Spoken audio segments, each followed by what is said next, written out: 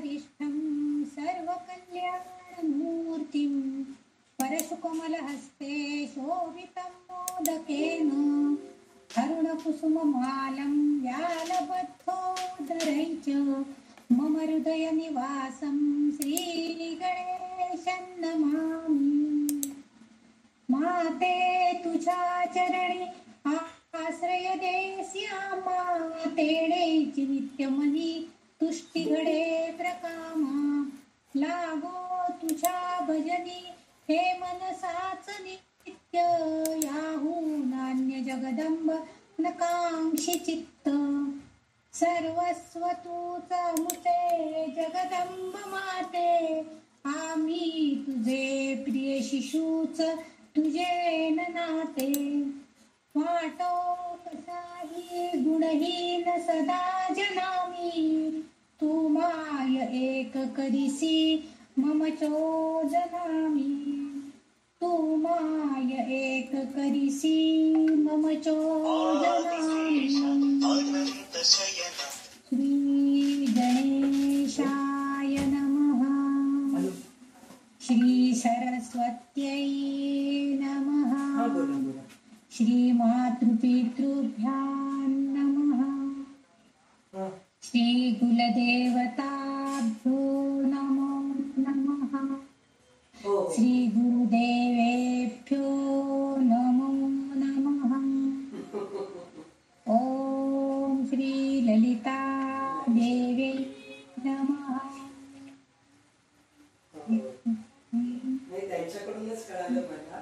भवानी त्वं दासे वितरदृष्टिं सकरुणाम् इति स्तोतुं वाञ्छन् कथयति भवानी त्वमिति यः तदेव त्वं तस्मै दिशसि द्विजसायुज्य पदवीं मुकुन्द ब्रह्मेन्द्र स्फुटमकुटनीयागितपदा जपो जल्पशिल्पं सकलमपि मुद्रा विरचना गतिप्रादक्षिण्यक्रमणमशनाद्या कुतिविधिः प्रणामः संवेशः सुखमखिलमात्मार्पणदृशा सपर्यापर्यायः तव भवतु यन्मे विलसितम्। ओम श्री ललिता देवी नमः। अथ श्री ललिता सहस्रनाम स्तोत्रम्। दिव्य अशा ललिता सहस्रनाम स्तोत्रामधील 172 श्लोकांपर्यंतचे सर्व अर्थ म्हणजे नामांचे अर्थ आपण आतापर्यंत बघितलेले आहेत। आतापर्यंत आपण 933 नाम तिची बघितलेली आहेत आणि आता आज आपण 173वा श्लोक आणि 934वा नाम इथपासून सुरुवात करणार आहोत। 173वा श्लोक जो आहे तो असा आहे। विश्वमाता जगद्धात्री विशालाक्षी विरागिणी प्रगल्भा परमोदारा परमोदा मनोमयी असं हे 73वा श्लोक आहे। 72व्या श्लोकामध्ये आपण ती स्तोत्रप्रिय आहे, ती स्तुतिमती आहे, मंगलाकृती आहे, मनस्विनी आहे, मानवती आहे, महेशी आहे असे सगळे नामांचं तिच्या वर्णन केलं होतं, माहिती करून घेतली ती। सगळ्यात चांगली गोष्ट म्हणजे ती सगळ्या आपल्या भक्तांचं कल्याण करणारी आहे। हे सगळ्यात महत्त्वाचं, सगळ्या भक्तांचं कल्याण करते म्हणून ती मंगलाकृती आहे असं वाग्देवींनी तिचं शेवटचं नाव म्हणजे 933 नंबरचं इथं उद्धृत केलेलं आपल्याला दिसतंय। आता पुढचं जे तिचं नाव आहे 934 नंबरचं ते आहे विश्वमाता। आता विश्व म्हणजे हे जगत किंवा हे विश्व, ही सृष्टी, हे ब्रह्मांड, हे सगळं आणि माता, माता म्हणजे आई। कोणाचं माईक चालू राहिलंय का? संध्याताईंचाच आहे। संध्याताईंचंच आहे त्याच परिसरात, ठीक आहे, ओके। तर विश्व या ब्रह्मांडामध्ये ह्याच्यामध्ये काय आहे की तीच माता, आता माता म्हटले की आपल्याला माहिती आई, आई या स्वरूपामध्ये तिची सर्व रूप आहे, तिचे शरीर ब्रह्मांड आहे, केवळ परमात्म्याला तिचं हे सगळे गुण लागू पडतात. हे विश्वमूर्तीचे गुण आहे. भगवद्गीतेमध्ये 13व्या अध्यायात भगवंत आपल्याला म्हणतात की ब्रह्म विश्वात ती व्याप्त आहे. हे तिचं नाम जे आहे तिच्या सर्व व्यापी स्वरूपाशीच आपल्याला बघायला मिळतं. म्हणजे ब्रह्मांडाच्या अनन्य गुणांची सगळी जी काय तिचे गुण आहेत ते सगळे गुण आपल्याला तिच्या या नामामध्ये म्हणजे तिच्या ह्या गोष्टीमध्ये बघायला मिळते. तिचं हे जे नाम आहे विश्वमाता याच्यामध्ये आपल्याला बघायला मिळतं. आता विश्वमाता आहे असं आपण म्हणतो, म्हणजे ती श्रीमाता पण आहे. पहिलंच नाम आहे तिचं ओम श्री माता श्री महाराज, म्हणजे पहिल्याच नामामध्ये त्यांनी सांगून टाकले की ती सगळ्यांचं शुभ करणारी श्री माता आहे, शुभ माता आहे, ती सगळ्यांचं कल्याण करणारी आहे, शुभकारी अशी ती आहे. विष्णू सहस्रनामात सुद्धा आपण जर बघितलं त्याच्याकडे दृष्टिक्षेप टाकला तर आपण तुम्ही विष्णू सहस्र म्हणजे आपण विष्णू सहस्रनाम बरंच आधी काय काय म्हणतो, पण प्रत्यक्ष जे विष्णू सहस्रनामाची सुरुवात होती ओम विश्वम विष्णुर्वषट्कार तिथपासून आपण सहसा म्हणतो. म्हणजे गीतेच्या बऱ्याचशा पुस्तकामध्ये विश्वम विष्णुर्वषट्कार भूतभव्य भवत प्रभू इथपासून खरं तर विष्णू सहस्रनाम सुरू होतं असं म्हणतात. त्याच्यामध्ये सुद्धा विश्व हा शब्द पहिला आलेला आहे. म्हणजे पहिलं नाम विष्णूचं सुद्धा काय आहे, विश्व आहे, कारण ते विश्वमूर्ती आहे.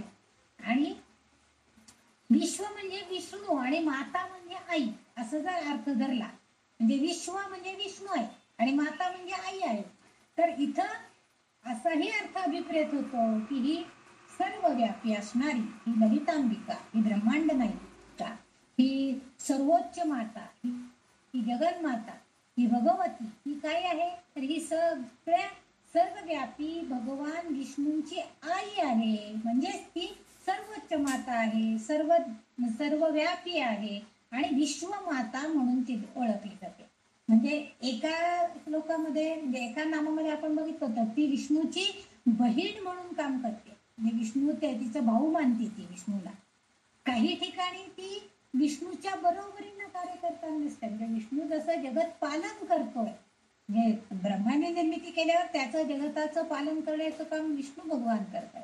आणि तसंच ही सुद्धा ललितांबिका ते कार्य सुद्धा करताना आपल्याला दिसते, कारण शिवाच्या सानिध्यामध्ये राहून ती जगत पालनाचं काम संपूर्णपणे करताना दिसते. म्हणूनच इथं हे दोन वेळा झालं. म्हणजे आता ती विष्णूला एकदा भाऊ म्हणती, एकदा त्याच्या पालन कार्यामध्ये सहभागी होताना दिसते, आणि इथं आता ती आपल्याला अशी दिसते की ती विष्णूची आई या स्वरूपामध्ये आहे आणि म्हणून तिला विश्वमाता असं म्हटलेलं आहे. म्हणजे भगवंतांच्या सर्वव्यापी कार्यामध्ये ती सुद्धा सर्व व्यापकतेने सहभागी आहे, म्हणून ती विश्वमाता अशा संदर्भानं ह्या वाग्देवींनी तिचा उल्लेख विश्वमाता असा केलेला इथं आढळून येतो.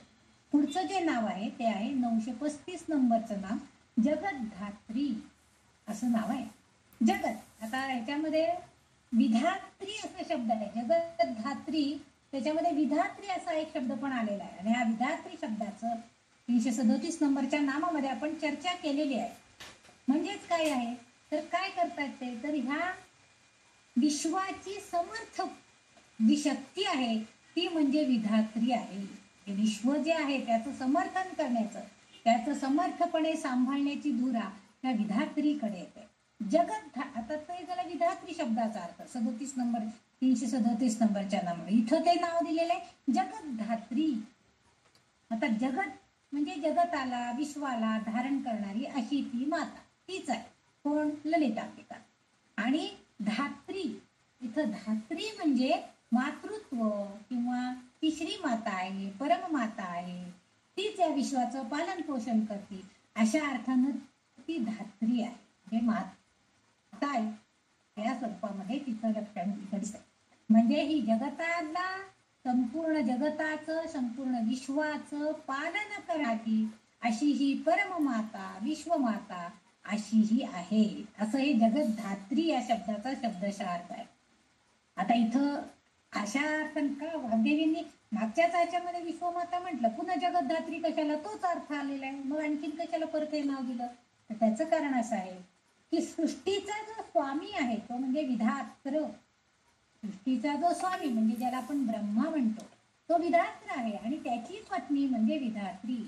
म्हणजे सर्वोच्च ब्रह्मरूपातलं सर्वोच्च शिव जे आहे, म्हणजे आपण त्याला सदाशिव असं पण कधी कधी म्हणतो, त्या रूपामध्ये विश्व निर्माण करताना विष्णू त्याचं पालन पोषण करतात आणि या सर्वांची स्वामिनी म्हणजे कोण आहे तर ही ललितांबिका आहे. म्हणजे ह्या सर्व सृष्टीतील जगतातील सर्व सजीव प्राणी मात्रांचा शासक, ह्या जगताचं रक्षण करणारी अशी ती आहे आणि ती या ब्रह्मा स्वरूपामध्ये आहे. म्हणजेच विश्वाचं समर्थन ती करते, विश्वाचं पालन पोषण करते आणि म्हणून तिला सृष्टीची स्वामिनी म्हणून तिला जगद्धात्री असं नाव दिलेलं आहे.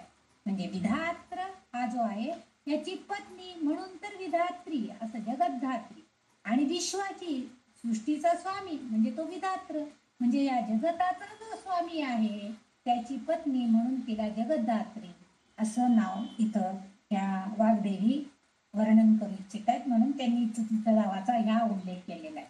म्हणजे ती जशी मातृत्व तिच्याकडे आहे, माता या संदर्भामध्ये जर आपण विचार केला तर ती तिचं कार्य पार पाडतेच आहे सगळ्या जगाचं पालन करण्याचं. पण त्याचबरोबर ह्या निर्मितीमध्ये विश्वनिर्मिती करताना सुद्धा ती विष्णू बरोबर आहे. विष्णू ब्रह्मांड निर्माण करण्याच्या कार्यामध्ये म्हणजे सर्वोच्च शिव जो राहतो प्रलयानंतर एकटा शिव सदाशिव हा राहतो एकटाच आणि मग तो आपले हातपाय पसरून काहीतरी निर्मिती करायच्या मार्गाला लागतो आणि त्यावेळेस ती ललितांबिका त्याला सहाय्य करते. हे जे आहे म्हणजे ती सर्वांची स्वामिनी आहे, शासक आहे आणि म्हणूनच तिला जगद्धात्री असं नाव त्या वाग्देवी देत आहे. पुढचं जे नाव आहे ते आहे 936 नंबरचं विशालाक्षी. आता इथं विशाल म्हणजे आणि अक्षी असे दोन शब्द आहेत त्याच्यामध्ये. विशालाक्षी, विशाल म्हणजे मोठं, अतेजस्वी, महत् अशा अर्थाने आणि अक्ष म्हणजे डोळे, जिचे डोळे मोठे आहेत अशी. आता सौंदर्य लहरी आपण सगळ्या बऱ्याच शिकलेलो आहोत. त्याच्या 49 मध्ये श्लोक म्हणजे ह्या खरं तर सौंदर्य लहरीमध्ये तिच्या डोळ्यांविषयी वर्णन करणारे जवळजवळ 7-8 श्लोक आचार्यांनी शंकराचार्यांनी तिथं वर्णन केलेलं आहे. म्हणजे तिच्या नुसत्या डोळ्यांच्या वर्णनासाठी तिचे नेत्र कटाक्ष कसे आहेत, ती कसे नेत्र फिरवते, तिच्या नेत्रांमधली झाक, तिच्या नेत्रांमधलं तेज, ते सगळ्याचं वर्णन आचार्यांनी केलेलं आहे. आणि इथं त्या 49व्या श्लोकामध्ये तिचं वर्णन करताना ते म्हणतात की तिचे डोळे विस्तृत आहेत. विस्तृत म्हणजे कसे तर जेव्हा तिचे वर्णन केलं जातं तेव्हा तिच्या डोळ्यांच्या कडा कानांपर्यंत पोचतात. म्हणजे विस्तृत मोठे डोळे आहेत की ज्या योगानं ती संपूर्ण जगतावरती लक्ष ठेवू शकते, नजर फिरवू शकते, म्हणून विस्तृत डोळे आहेत. अर्थातच त्या डोळ्यांमध्ये तेवढे चमकणारं तेज आहे, तेवढी शुभता आहे. म्हणजे डोळे सुद्धा एखाद्यांचे इतके स्नेहार्द्र असतात की त्यांच्याकडे बघितलं की आपल्याला खूप छान वाटतं. देवदेवां म्हणजे तुम्ही बघा आपण गणपतीची मूर्ती आणायला जातो, गणपती जेव्हा आपण म्हणजे पार्थिव गणपतीची स्थापना करणार असतो त्यावेळेस, तर गणपती आणताना आपण मुख्य काय बघतो, ठीक आहे ते पितांबराचा कदाचा रंग कसा आहे वगैरे हे सगळं बघतोच, किरीट कसा आहे, पण मुख्य आपण काय बघतो आधी की त्याचे डोळे कसे आहेत. म्हणजे त्या डोळ्यांमार्फत तो जेव्हा पार्थिव गणपती आपल्याकडे स्थापित होईल तेव्हा त्या डोळ्यांमार्फत तो आपल्या कुटुंबावर ते स्नेहार्द्र नजरेनं, करुणामय नजरेनं कशी आपल्याकडे दृष्टी टाकेल यासाठी आपण त्याच्या डोळ्यातला भाव अगोदर बघत असतो. आणि त्यामुळं रंगवणारे जे आहेत रंगारी त्यांनी मुख्य म्हणजे डोळे छान रंगवायला पाहिजे, नाहीतर त्या मूर्तीला काही अर्थ राहत नाही. कारण डोळ्यातली भावुकता.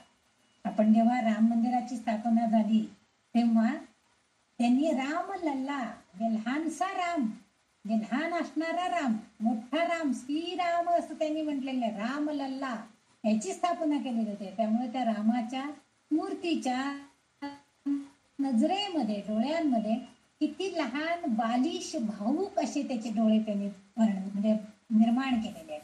म्हणून डोळ्याला फार महत्व आहे. तसं ह्या ललितांबिकेचे हे जे डोळे आहेत हे विस्तृत आहेत, मोठे आहेत, विशाल आहेत आणि शुभ आहेत आणि तेजानं चमकणारे आहेत आणि या सगळ्याबरोबर करुणेनं भरलेले आहेत. आता करुणेनं का बरं भरतात?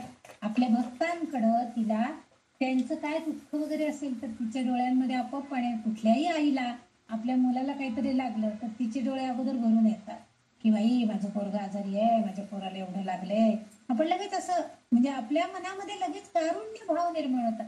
तसं ललितांबिकेच्या सुद्धा डोळ्यांमध्ये लगेच तिचे डोळे अश्रूंनी डगडगतात. म्हणजे त्यावेळेस तिच्या डोळ्यांमध्ये आर्त अशा विकास रूपामध्ये ती बघायला मिळते आपल्याला. म्हणजे तिची जी आर्तता आहे आपल्या भक्तांविषयीची ती तिच्या डोळ्यांमध्ये बघायला मिळते. आता हिची जी ही डोळ्यातली आर्तता आहे, अतिविकसितता आहे, तर ते आपल्याला त्या अष्टनगरींच्या नावानं ही ललितांबिकेची अष्टविधा दृष्टी असं त्याला म्हटलेलं आहे आणि त्या 8 नगरींच्या नावानं त्यांचा उल्लेख केलेला आहे. आता आपण एक एक नगरांचं नाव घेऊ आणि त्याचं काय वैशिष्ट्य आहे अगदी थोडक्यात एक एक शब्दातच शक्यतो सांगायचा प्रयत्न करते. तिचं पहिलं नगराचं नाव आहे अष्टविधा दृष्टी असं म्हटलेलं आहे. म्हणजे तिच्याकडे आपण म्हणतो ना की अहो अष्टावधानी आहेत ते. इकडं वाचत असतात, तिकडं बघत असतात, तिकडं टीव्ही असतो, कोण आलं त्यांच्याशी बोलत असतात, इकडं लिहित असतात. अशा असतात त्यांना आपण काय म्हणतो अष्टावधानी आहेत. म्हणजे लक्ष असतं त्यांचं. म्हणजे घरात कोण काय करतंय ह्याच्याकडे लक्ष असतं. डोळे इकडं वाचत असतात पण लक्ष तिकडं असतं की दूध उतू चाललेला, नाकाला वास येतो, आवाज येतो शिट्टी झाल्याचा. म्हणजे हे सगळं अष्टावधान आहे आपलं. तसं ही सुद्धा अष्टविधा दृष्टी आहे तिच्याकडे. आता काय तर तिच्या आवानं तिच्या दृष्टीचं वर्णन या आपल्या सौंदर्य लहरीमध्ये केलेलं आहे आणि आपल्या ललिता सहस्रनाम स्तोत्रात सुद्धा त्याचा उल्लेख आलेला आहे. नगरांची नावं त्या दिलेली नाही पण तिचे असे सर्व व्यापक डोळे आहेत एवढा एकच उल्लेख त्यांनी केलेला आहे. आता कोणकोणते आहेत ते नगरांची नावं? विशाला पहिलं नाव आहे विशाला. आता इथं विशाल म्हटलं की आपल्याला ते मोठं असं आहे. म्हणजे तिची दृष्टी सर्व व्यापी आहे. त्या एका शब्दामध्ये त्या नगराचं नाव येतं. त्या नावाने नगर आलेलं आहे तिच्या दृष्टीच्या नावाने. बाकीचं वर्णन आहे सौंदर्यलहरीच्या अर्थामध्ये त्यांनी दिलेलं आहे पण आपण त्या खोलात जाणार नाहीये. दुसरं जे नाव आहे त्या दुसऱ्या नगरीचं कल्याणी. म्हणजे कल्याण आपण जे म्हणतो ना कल्याण. आता इथं काय आहे कल्याणामध्ये काय बघायचंय आपल्याला की तिची जी दृष्टी आहे ती साधकांचं भक्तांचं कल्याण करणारी अशी तिची दृष्टी आहे. म्हणजे ती आपल्या साधकांचं अहित कधीच करणार नाही तर नेहमी त्यांचं कल्याण करण्याकडेच तिची दृष्टी असणार आहे. तिसरं जे नाव आहे अयोध्या. आता अयोध्या नगरीचं वर्णन करत असताना जेव्हा आपण राम कथा ऐकली त्यावेळेस अयोध्या मनुनिर्मित नगरी आहे. म्हणजे इतकी सुंदर मनून त्या नगरीची रचना केलेली आहे की त्याचं वर्णन अवर्णनीय असं आहे. तिथं सगळंच सुंदर असं आहे. त्यामुळं अतिशय सौंदर्य अनुपम सौंदर्य असणार असं जे आहे ते तिच्या डोळ्यांमध्ये आहे. काही काही जणांच्या डोळ्यांकडे बघितलं की खूप छान वाटतं. सात्विक तेज असतं डोळ्यांमध्ये. तसं ह्या अयोध्या नगरीचं नाव घेतलं की आपल्याला तिच्या अनुपम सौंदर्यवान असलेले डोळे दिसतात. म्हणजे अतिशय सुंदरता त्या डोळ्यांची तिथं आपल्याला बघायला मिळते. त्याच्या पुढचं जे चौथं नगर आहे ते म्हणजे धारा. आता इथं धारा म्हणजे काय वाहणे असा अर्थ. धारा आपण म्हणतो ना काय जसं तर ही जी धारा आहे धारा कशाची आहे तर कृपेची. म्हणजे कृपेचा वर्षाव करणारी अशी ती आहे. म्हणजे करुणा परिपूर्ण दृष्टी अशी कृपेची धारा ती आपल्या भक्तांवर वात्सल्यानं धरत असते आणि म्हणून तिचं त्या धारा नावाचं शहर आपल्याला त्यांनी तिथं सांगितलेलं आहे. पुढचं जे 5वं शहराचं नाव आहे ते म्हणजे मधुरा. म्हणजे अलीकडच्या काळामध्ये त्याला आपण मथुरा असं म्हणतो. आता इथं मधुर म्हटलं की आपल्याला सगळं गोड छान असं वाटतं ना. आपण काय मधुर आवाज ऐकायला छान वाटतं, खायला छान वाटतं, त्याला आपण सगळं मधुर असं असं नाव देतो की असं वर्णन आपण करतो. तर इथं तिचं मधुरा ह्या शहराच्या नावामध्ये तिचे डोळे कसे आहेत तर दयावान आहेत, अवर्णनीय आहेत. म्हणजे तिच्या डोळ्यांचं स्वरूप जे आहे ते कसे आहे दयावान. म्हणजे ती आपल्या भक्तांना सुद्धा त्याच्या त्याच्या विषयी सुद्धा तिच्या मनामध्ये दया उत्पन्न होते आणि त्याला सुद्धा इतरांच्या वरती दयेचा म्हणजे परोपकार आपण म्हणतो, दया परोपकार हे करण्याची वृत्ती तिच्या दृष्टीनं ती आपल्या भक्तांवर देत असते. आणि म्हणून हे मथुरा नावाची किंवा मधुरा नावाचं नगर तिच्या दृष्टीनं म्हणजे तिच्या दृष्टीच्यासाठी म्हणून एक नाव त्यांनी दिलेलं आहे. नंतर 6वं नाव जे आहे ते भोगावती. आता इथं भोग भोगणे म्हणजे काय, तर आपण काही चांगलं असेल भगवंताला नैवेद्य दाखवतात तर बरेचसे लोक भोग लावायचा आहे भगवंताला असं म्हणतात. हिंदी लोक बरेचसे आपण नैवेद्य म्हणतो तर ते लोक भोग लावायचा आहे किंवा भोग द्यायचा आहे असं म्हणत असतात. म्हणजेच काय आहे, जे काही चांगलं आहे जे काही चांगलं आहे ते भगवंताप्रती अर्पण करण्याचं आहे. मग इथं भोगावती म्हणजे स्निग्ध आहे. म्हणजे आता इथं स्निग्धता जी आहे ती सगळी म्हणाले ते ज्याच्यामध्ये थंडावा आहे, मग तो शारीरिक थंडावा असू दे मानसिक थंडावा असू दे, तो मिळण्यासाठी म्हणून तिच्या दृष्टीचे तिथं वर्णन केलेलं आहे. म्हणजे सर्व प्रकारचे सुखोपभोग देणारी तिची दृष्टी आहे. म्हणजे तिने एकदा नुसती दृष्टी फिरवली आपल्यावर की त्यामुळं आपल्याला जे चांगलं चांगलं म्हणून जे काय आहे त्या सगळ्या सुखांचा उपभोग आपल्याला घ्यायला मिळतो. म्हणून चांगल्या प्रकारचा सुख उपभोग देणारी अशी दृष्टी असणारी आणि त्या म्हणून त्या भोगावती नगरीचं नाव त्यांनी इथं दिलेलं आहे. पुढचं जे नाव आहे 7वं ते आहे अवंती. आता अवंती आता ह्याच्यामध्ये अवंती म्हणजे शेवटचं नाव आणि अंतीमध्ये काय आहे तर आपल्याला सगळं काय चांगलं द्यायचंय ह्याच तिलाच इथं मुग्धा अशा नावानं सुद्धा काही ठिकाणी संबोधलेलं आहे.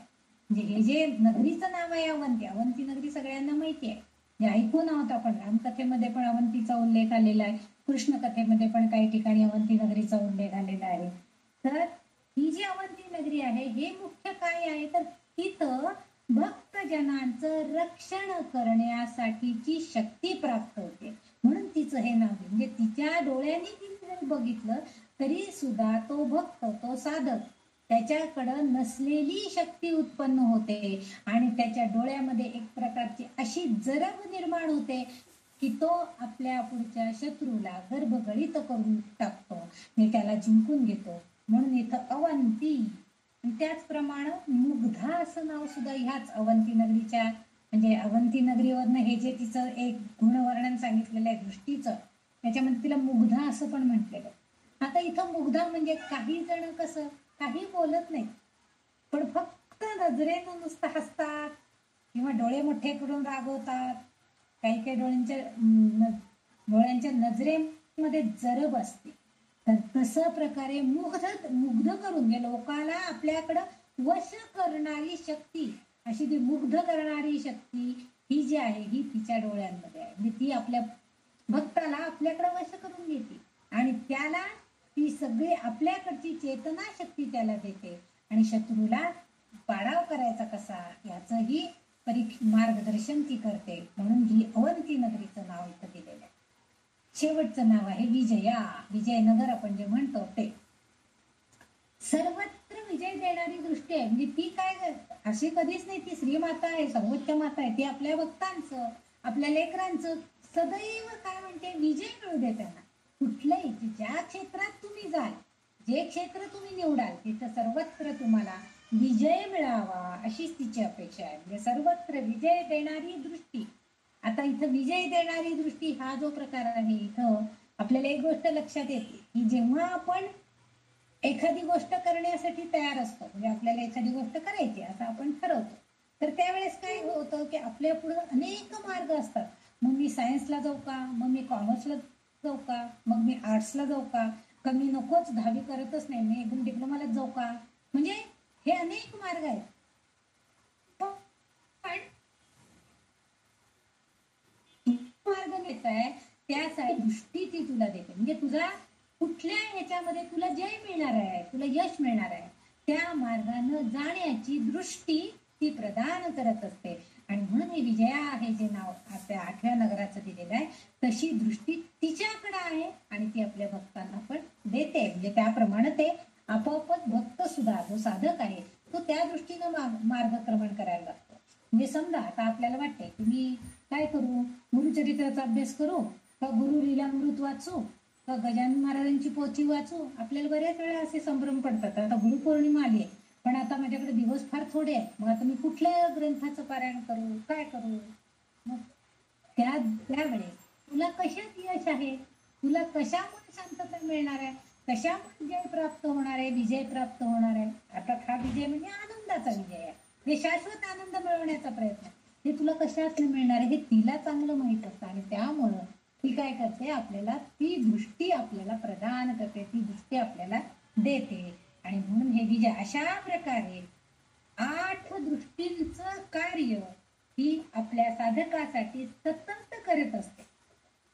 कासवीचं उदाहरण आपल्याला माहितीये की कासवी कधीही आपल्या पिल्लांना दूध पाजत नाही, फक्त त्या आपल्या प्रेमळ दृष्टीनं ही कासवी आपल्या पिल्लांचं पालन पोषण करत असते. लांबूनच बघते नुसतं, त्यांना कधी जवळ पण घेत नाही. जन्म दिला त्यांना की ती लांब निघून जाते, पण तिच्या नुसते प्रेमळ दृष्टीनं ती कासवीची पिल्लं वाढत असतात.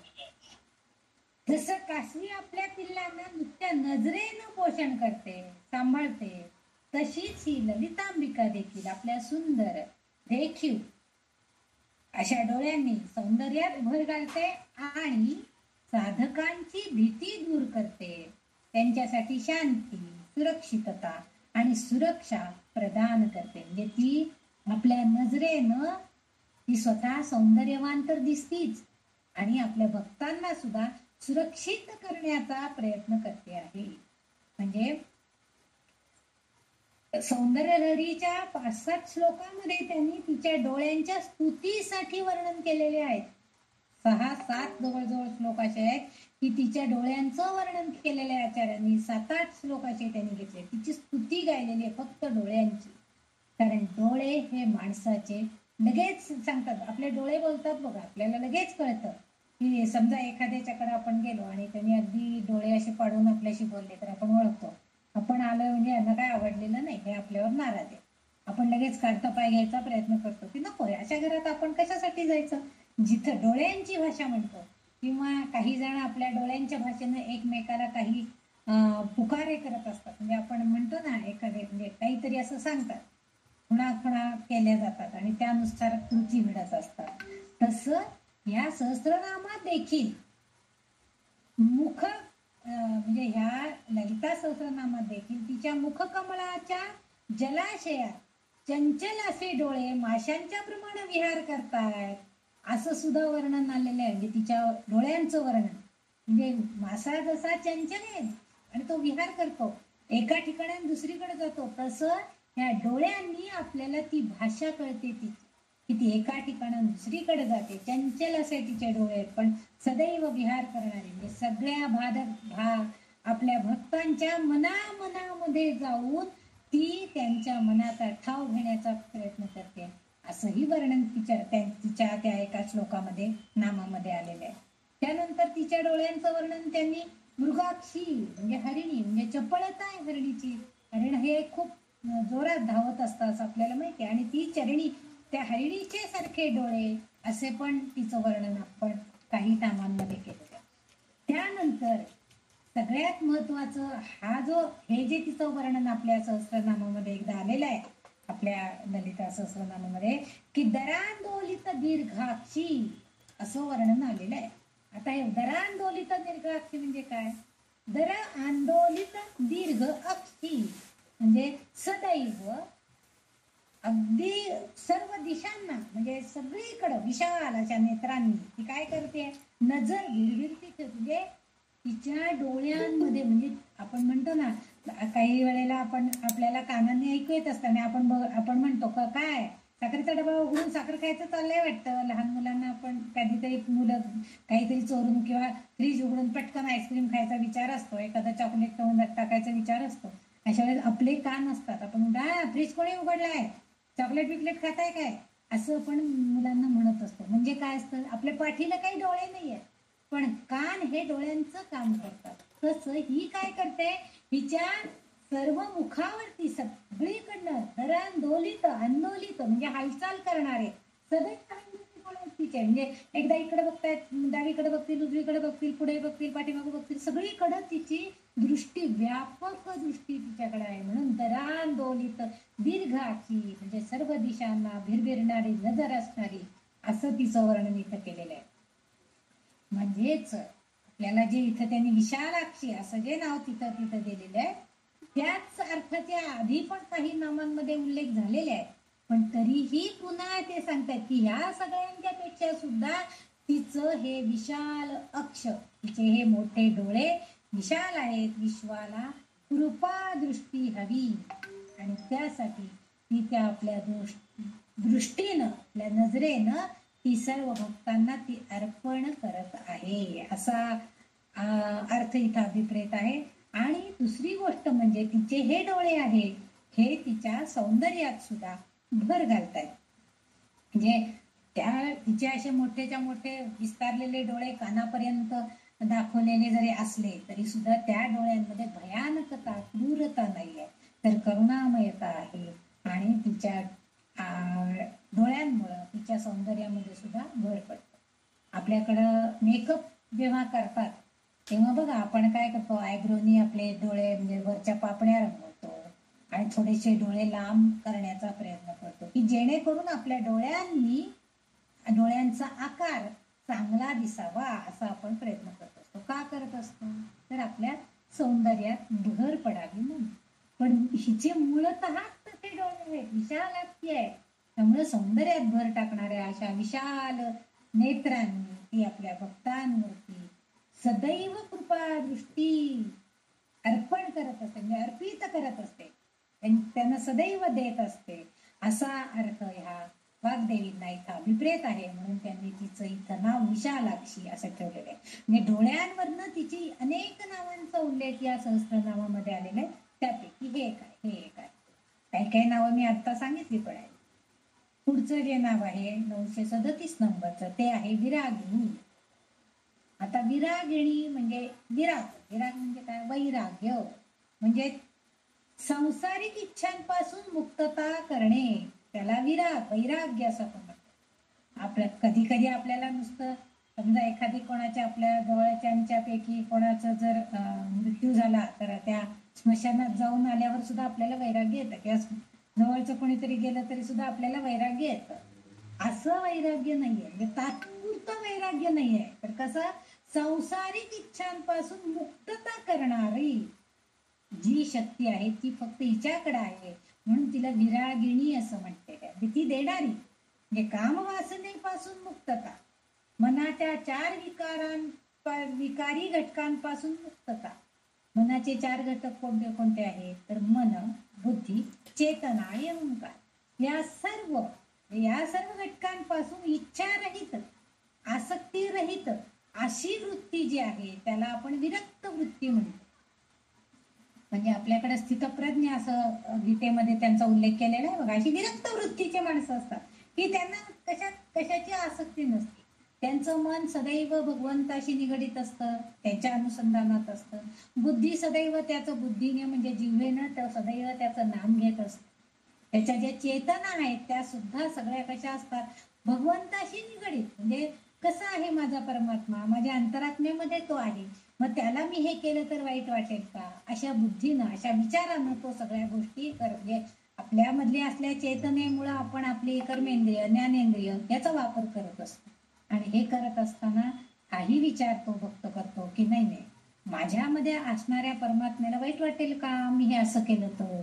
आज एकादशी आहे आणि मी कांदे पोहे खाल्ले तर त्याला वाईट वाटेल का, हा विचार आपल्यामध्ये यायला पाहिजे. म्हणजे ही जी वृत्ती आहे ही आपली इंद्रियांद्वारे येणारी आणि ह्या सगळ्यांपासून रहित, म्हणजे हे सगळं नकोय, ही आसक्ती नकोय.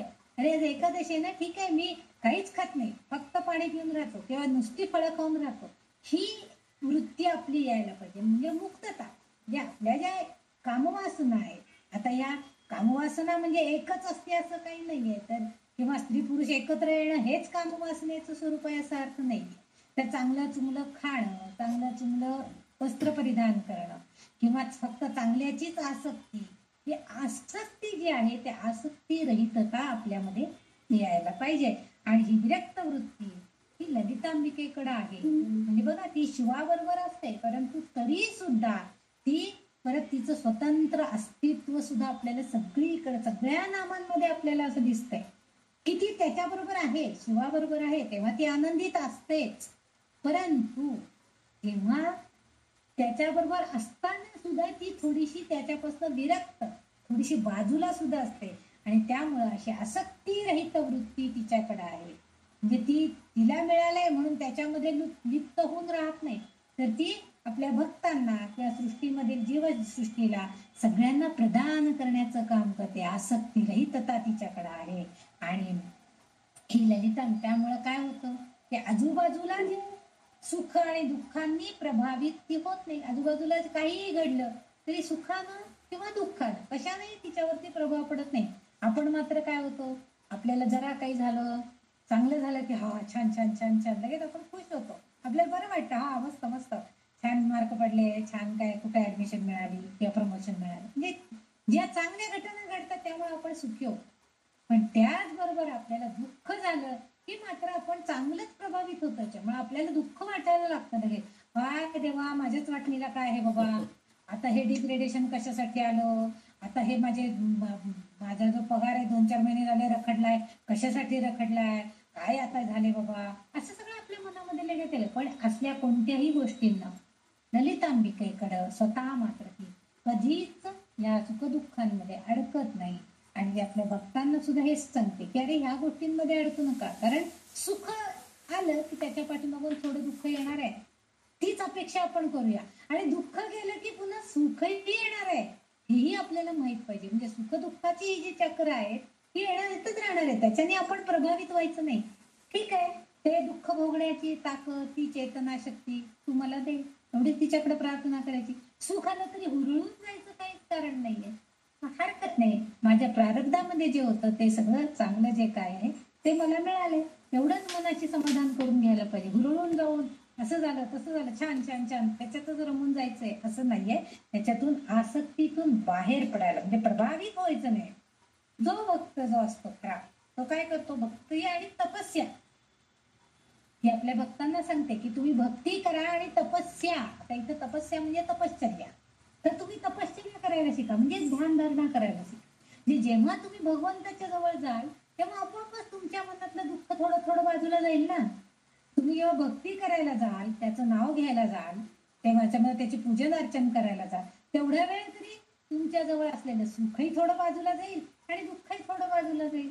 म्हणून तिची भक्ती करा, तपस्या करा, आणि या मार्गावर चालण्याचं ती आपल्याला मार्गदर्शन करत असतं. म्हणजे संसारिक सुख असताना आणि या मोहमायेपासून दूर होणं म्हणजेच विरागिणी होय. तीही स्वतः तशी आहे, म्हणजे संसारिक सुख जे आहे ते शिवाबरोबर असताना ते सुख उपभोगत असते, पण तरी सुद्धा त्या मोहमायेमध्ये अडकत नाही, त्याच्यापासून थोडं दूर होण्याचा सुद्धा ती प्रयत्न करते. आणि म्हणून वाग्देवी तिचा उल्लेख विरागिणी अशा अर्थानं करतायत. म्हणजेच काय, सगळ्याचा त्याग करायचा, अनासक्त होणे म्हणजेच विरागिणी होय. म्हणजे सगळ्याचा त्याग करायचा, म्हणजेच काय करायचं, ते सोडून टाकायचं. पण तू सोडायचं म्हणजे काय, अगदी निष्ठुरपणानं त्याचा त्याग करून कुठे दूर निघून जायचं, सगळ्यांना दुःखात लोटायचं, असा अर्थ नाहीये.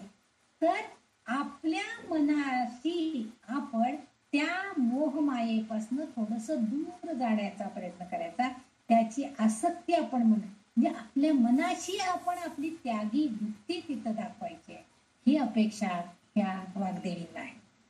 आता इथं जो विरागिणी ह्या शब्दामध्ये रागिणी हा जो एक शब्द आलेला आहे, वि अधिक रागिणी अशी जर शब्दफोड केली तर आपल्याला काय दिसतं, रागिणी म्हणजे राग, गायन, संगीताच्या संदर्भामध्ये हे गोष्ट आहे. म्हणजे नाद, लय, ताल यांचं मिश्रण, हे जे सगळं आहे, हे सगळ्या ज्या भावभावना आहेत हे सगळे संगीतामध्ये आहेत. म्हणजे त्या भावना व्यक्त करण्यासाठी आपण गळ्यातून गाणं गातो किंवा आपण त्यात मग्न होतो, म्हणजे संगीतामध्ये आपण मग्न होतो. ही जी गायनातली, संगीतातली हे जे संदर्भ आहे, हे राग गायन जे आहे याला सुद्धा रागिणी असं म्हणतात. आणि पण विरागिणी म्हणजे काय, तर विरागिणी म्हणजे आता आता आपण हे सगळे चांगले राग आपल्याला, आपण खुशीत असलो तर बघा आपण चांगल्या छान ओळी गुणगुणत असतो सतत दिवसभर, आपल्या तोंडात काहीतरी छान गाणं असतं एखादं, आणि मग आपण दिवसभर तेच. आता सध्या आषाढी एकादशीचं वारीची गाणी ऐकत असतो, कुठं कुठे आपण व्हॉट्सअपवर पण हे बघत असतो. मग पंढरीसी निघे संत मेळा, पंढरीसी निघे वाट पाहे विठू देव भोळा, असं आपण म्हणून सारखं म्हणत असतो, मनाशी म्हणत असतो. आणि हे म्हणत असताना आपल्याला आनंद मिळत असतो, की जणू काही आपणही वारीला निघालोय आणि पंढरीमध्ये विठोबा आपली वाट बघतो, अशा भावना आपल्या मनामध्ये येतात. म्हणजे ह्या भावना ज्या व्यक्त करण्यासाठी आपण ह्या संगीताच्या ओळींचा किंवा वाक्यांचा, जेव्हा संगीताचा वापर करत असतो, पण ह्याच्यातून आपण बाहेर पडलो म्हणजे तिच्याकडे हे सगळे गुण आहेत. कोणाकडं? ललितांबिकेकडं. कारण गायन सेवा तिला प्रिय आहे. आपण अनेक नामांमधनं बघितलंय ती सुंदर गाणे, म्हणजे इव्हन सरस्वती देवी सुद्धा तिच्या शब्दाने, म्हणजे तिचे नुसते कोमल शब्द जरी ऐकले, कानावर पडले, तरी सुद्धा सरस्वती देवी आपल्या वेणेचा झणकार थांबवते आणि तिचे मधुर शब्द कानावर पडावेत अशी ती अपेक्षा करते. म्हणजे ही जे गोडवा आहे तिच्या शब्दांमध्ये, त्यातूनही बाहेर पडायचंय आपल्याला, आसक्त राहायचं नाही. तिच्याकडे ते गुण आहेत. आणि आपल्या भक्तांना सुद्धा ती तेच सांगते की तुम्हाला गाणं आवडते म्हणून त्याच्यातच गुणगुण पडू नका, त्यातले विचार, त्याची अनुभूती घेण्याचा प्रयत्न करा आणि त्यानुसार आपण थोडस आसक्ती रहित होण्याचा प्रयत्न करायचा आहे आणि मनानं आपण त्या भगवंताशी अनुसंधान बांधायचा प्रयत्न करायचा आहे. हेच ज्ञान जणू काही ललितांबिका आपल्या भक्तांना देते आहे. त्यासाठी ती सहाय्य नक्कीच करत असते. आणि म्हणून वाग्देवी तिचा उल्लेख इथं विरागिणी असं करतायत. म्हणजे संगीत गायनामध्ये मग्न असणारी अशी ललितांबिका आपल्या भक्तांना सांगते की त्याच्यात अडकून पडू नका, त्या संगीताच्या मध्ये, गाण्यामध्ये त्याच्यातच अडकून पडायचं नाहीये. भोवताली जे काय चाललेलं आहे त्या भावभावनांमध्ये आपण आसक्ती न धरता त्यातून बाहेर पडण्याचा प्रयत्न करायचा आहे. म्हणून तिचं नाव विरागिणी असं या वाग्देवीत सांगताय. आता पुढचं जे नाव आहे 938 नंबरचं, ते आहे प्रगल्भा. प्रगल्भा. आता प्रगल्भ हा शब्द आपल्याला माहितीये म्हणजे काय? शब्द पंडित असणाऱ्याला, प्रगल्भ बुद्धिमत्ता असणारा असा वगैरे आपण म्हणतो. म्हणजे विद्वान, ज्ञानी अशा लोकांना आपण प्रगल्भ असं म्हणतो. म्हणजे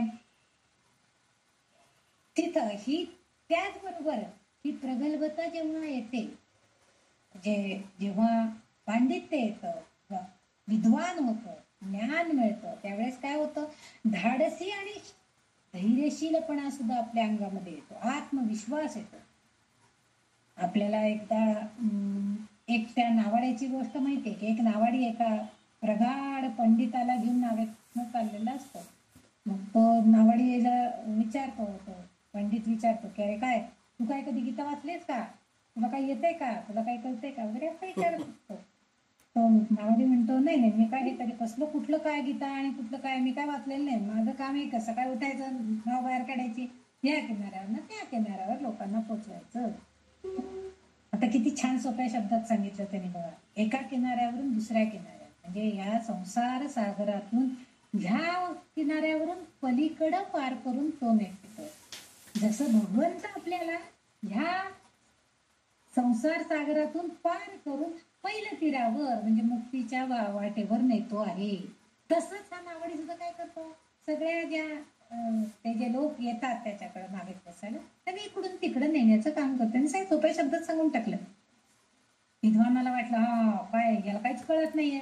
तो म्हटला की नाही नाही, इथे किती तत्वज्ञान सांगितलेलं आहे वगैरे असं तसं. नाही बाबा मला काय माहिती नाही, त्यांनी कबूल केलं मला. मग तो नावाडे म्हणतो ठीक आहे म्हटलं, तुम्हाला खूप ज्ञान आहे, मग तुम्हाला पोहायचं ज्ञान पण असेल म्हटलं. त्यांनी विचारलं त्याला तुम्हाला पोहायला पण येत असेल मग? तो म्हटलं नाही, पोहणं म्हणजे काय असतं? तर त्यांनी सांगितलं की जेव्हा हे माझी नाव हेलकावे खायला लागती, पाण्याचा प्रचंड झोत येत असतात, तर त्यावेळेस ह्या पाण्यावरती तरंगण्याची जी कला आहे त्याला पोहणं असं म्हणतात, असं त्या नावाड्यांनी सांगितलं. ह्याला काय माहित नव्हतं, याची फक्त विद्वत्ता डोक्यात, फक्त ज्ञान, बाकी त्याला प्रॅक्टिकली काय त्याला माहित नव्हतं.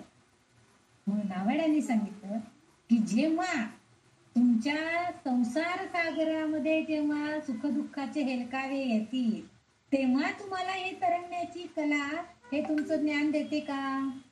म्हणजे ते आता समजा त्यांनी सांगितलं पाण्यामध्ये तुम्ही फुटलात, तर तुम्हाला ते ज्ञान तरंगायला शिकवणार आहे का? किंवा तुम्हाला येतंय का? ते नाही येतंय, म्हणजे तुम्ही बुडून जाणार. मग तुमच्या ज्ञानाचा उपयोग काय? पण मी मात्र तसं नाही, मला पोहायला येते, त्यामुळे मी मात्र तरंगून पलीकडे जाणार. म्हणजे हेच जे आहे ना, ही प्रगल्भता जी आहे, ही आपल्याला, ही धाडसी आत्मविश्वास, ही धैर्यशीलता, याला त्यांनी प्रगल्भ असं नाव दिलेलं आहे. म्हणजे आपल्याला दृढ निश्चय करायला यायला पाहिजे. म्हणजे तो नावाडी समजा हा तत्वज्ञानी, हा पंडित आपल्या नावेत बसलाय, कशाला त्याच्याशी बोलायचं, त्याला काय सांगायचं, आपण काहीच बोलायला नको, थंड शांत बसला असता. पण नावाडी तसा नव्हता, तो धैर्यशील होता. म्हणजे आत्मविश्वास होता त्याला, की मी जी कृती करतोय ती सुद्धा योग्यच आहे. भले मी ज्ञानी पंडित नसेल, पण माझ्या कृती योग्य आहेत. आणि त्यामुळे दृढनिश्चयानं तो तिची दृढता त्या क्रियांमधून दाखवत होता. आणि त्या योगानंच त्या ज्ञानी पंडिताला त्यांनी ह्या किनाऱ्यापासून त्या किनाऱ्यापर्यंत घेऊन जाण्याचं काम केलेलं होतं. आता इथं म्हणजे काय, तर त्याच्यामध्ये कशीच दृढता ही ललितांबिकेकडे आहे, म्हणजे तिच्या प्रभूच्या. म्हणजे आता याची सांगड, ही जे प्रगल्भता, ही हा जो गुण आहे, हा तिच्यात कसा दिसतो आपल्याला, तर ही ललितांबिका सुद्धा ब्रह्म्याचे जे नियम आहेत, म्हणजे आपण नेहमी म्हणतो की निर्मिती, चालन म्हणजे पालन पोषण आणि शेवटी लय, हे सगळे जे नियम आहेत, सृष्टीचे नियम जे म्हणतो आपण, ब्रह्माचे नियम, ब्रह्मांडाचे नियम आहेत, ह्यानुसार ती सगळं ओळखते. म्हणजे तिची दृढता आहे त्याच्याविषयी, म्हणजे तिला हे सगळं कळते, तिचं दृढ निश्चय आहे, त्याप्रमाणे ती सगळं वागत असते. म्हणजे ती हुशारी तिची वाखाणण्यासारखी असते. म्हणजे ती शेवटी चतुर पण आहे, या सगळे तिचे गुण तिच्या पाठोपाठ येतात. म्हणजे जेव्हा ब्रह्म्याच्या नियमानुसार वागायला जाते, तेव्हा तिची दृढ निश्चयता कशामध्ये लक्षात येते, की ह्या सृष्टीची निर्मिती करत असतात. दृढ निश्चयानं ती ठरवते की नाही, सजीव सृष्टीची निर्मिती करायची आहे, तर मी झाडं, फुलं, वेली, वृक्ष, या सगळ्यांचं संगोपन झालंच पाहिजे. त्यानंतर सजीव सृष्टीमधले लहान मोठे किडा मुंगी आणि नरदेह, याही सगळ्यांचं संगोपन झालंच पाहिजे. मग म्हणजे पालन आलं. ही दृढ निश्चितता तिच्या, म्हणजे त्या नियमानुसार, ब्रह्मांडाच्या नियमानुसार ती सगळं कार्य करत, म्हणजे विश्वाचं नियंत्रण ती करत असते. आणि हे करताना तिची हुशारी आणि तिची चतुरपणा, तिची विचारशीलता सुद्धा वाखाणण्यासारखी आहे. आणि कारण का, तर ती हे सगळं करत असताना ती अनुभव समृद्ध होत असते. म्हणजे शिव जेव्हा लय करत असतो, जे प्रलय होत असतो, तेव्हा शिवाबरोबर ती असते. पण त्यावेळेस सुद्धा ती काय करते, हुशारी दाखवते, आपली विचारशीलता दाखवते, अनुभवानं समृद्धपणा तिच्यात आलेला आहे. त्यावेळेस ती काय करते, साक्षी भावानं ती बाजूला त्या आपण ह्याच्यामध्ये हिरण्य गर्भामध्ये ती राहती, म्हणजे तिचं साक्षी भावानं राहून जाते.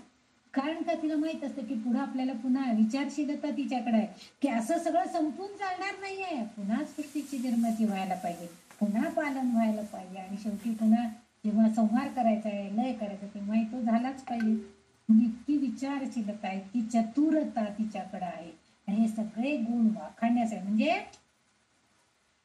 ती आता ह्या सगळ्या गुणांनी युक्त आहे, म्हणजे ती प्रगल्भ आहे असं आपण म्हणूया. पण हा नुसतं मोठेपणा नाहीये, म्हणजे केवळ मोठेपण, मोठं होणं म्हणजेच ती प्रगल्भ होणं, म्हणजे हे योग्य नाही. तर विचार, भावना आणि वर्तन जे आपण करतोय ते अधिक विकसित किंवा सक्षम होणं, याला प्रगल्भ म्हणायचं. म्हणजे मोठं झालं म्हणजे भरपूर ज्ञान, भरपूर डिग्री आहे, मी इकडे डॉक्टर झाले, नंतर वकिलीचं शिक्षण घेतलं, MBA केलं, आणखीन काय CA केलं, MSW केलं, सगळ्यांच्या डिग्र्या पाठीमागं लावत बसायचं. म्हणजे मोठं शिक्षण घेतलं म्हणजे मोठं झालं का? तर तसं नाही आहे. तर मोठे होणं हे चांगलंच आहे, म्हणजे प्रगल्भता आहे नाही, सगळ्या चतुरस्त्र ज्ञान त्याला सगळं मिळतंय. परंतु त्याच वेळेला आपले विचार, आपल्या भावना आणि आपलं वर्तन हे जे आहे ते अधिक विकसित कसं होऊ शकेल आणि अधिक सक्षम कसं होऊ शकेल हे आपण बघायला पाहिजे. म्हणजे ह्या गोष्टी सुद्धा आवश्यक आहे. आणि म्हणूनच उत्तम ज्ञान, आपल्याला उत्तम समज, हेही सगळं त्याच्याबरोबर यायला पाहिजे. म्हणजे हे सगळे गुण आले, मोठेपणा आला म्हणजे हे सगळं सोडून द्यायचे असं नाही. हेही सगळं त्याच्याबरोबर, म्हणजे आपले विकसनशील, आपली प्रगती करून घेणं हे आपल्याला गरजेचं आहे. आपल्याला चांगलं ज्ञान मिळाले तर आपल्याला उत्तम समज पण यायला पाहिजे. कुणाशी कसं वागावं, कुणाशी कसं बोलावं, नाहीतर कुठेही आपलं यायचं आणि पचकन काहीतरी बोलून जायचं. म्हणजे पाठीमागचं पुढचं काही माहित नसतं, कशावरची चर्चा झाली, काहीतरी यायचं आणि काहीतरी बोलून जायचं. काही काही जणांना सवय असते की तिथं आलं की आपण काहीतरी बोलून आपलं अस्तित्व दाखवायचं, अशी काही जणांना सवय असते. परंतु तिथं त्याला समज पाहिजे, म्हणजे विचारांची जी विकसितता आहे ती त्याच्याकडे यायला पाहिजे. त्याला प्रगल्भ ज्ञान असं आपण म्हणतो. आणि म्हणून त्याच्याकडे सखोल विचारवंत आहे, परिपक्व आहे. आणि प्रगल्भता आहे तर त्याचा अर्थ मॅच्युरिटी किंवा डेप्थ ऑफ अंडरस्टँडिंग, जे आपण जे समजून घेतो त्याची खोली, आपण म्हणतो ना काय ती अजून इतकी वय वाढले नुसतं पण काही अंडरस्टँडिंगच नाही आहे त्यात, असं आपण काही जणांचं वर्णन, म्हणजे त्यांच्याकडे तेवढी खोली म्हणतो आपण त्याला, प्रगल्भता, मॅच्युरिटी अशी नसतीच. ते लोक काय करत असतात, काही जणांची वृत्ती अशी असते. परंतु ललितांबिका तशी नाही आहे. आणि तिच्याकडे हे सगळे गुण आहेत. विचारवंत आहे, ती परिपक्व आहे, तिला उत्तम ज्ञानाची समज आहे. आणि त्यामुळं कसं वागायचं, कसं राहायचं हे सगळं तिला माहिती आहे. त्यामुळे तिचे विचार, भावना आणि कृती, वर्तन करणं म्हणजे कृती करणं, हे सगळं ती ह्या सगळ्याची जोड आपल्या कृतीशीलतेला देत असते. आणि ती आपल्या साधकाला सुद्धा तसंच तू बन असं मार्गदर्शन करत असते. त्याकडं असणारे हे जे प्रगल्भतेचे गुण आहेत ते सगळे तिच्या साधकाला सुद्धा, भक्ताला सुद्धा देण्याचा तिचा प्रयत्न असतो.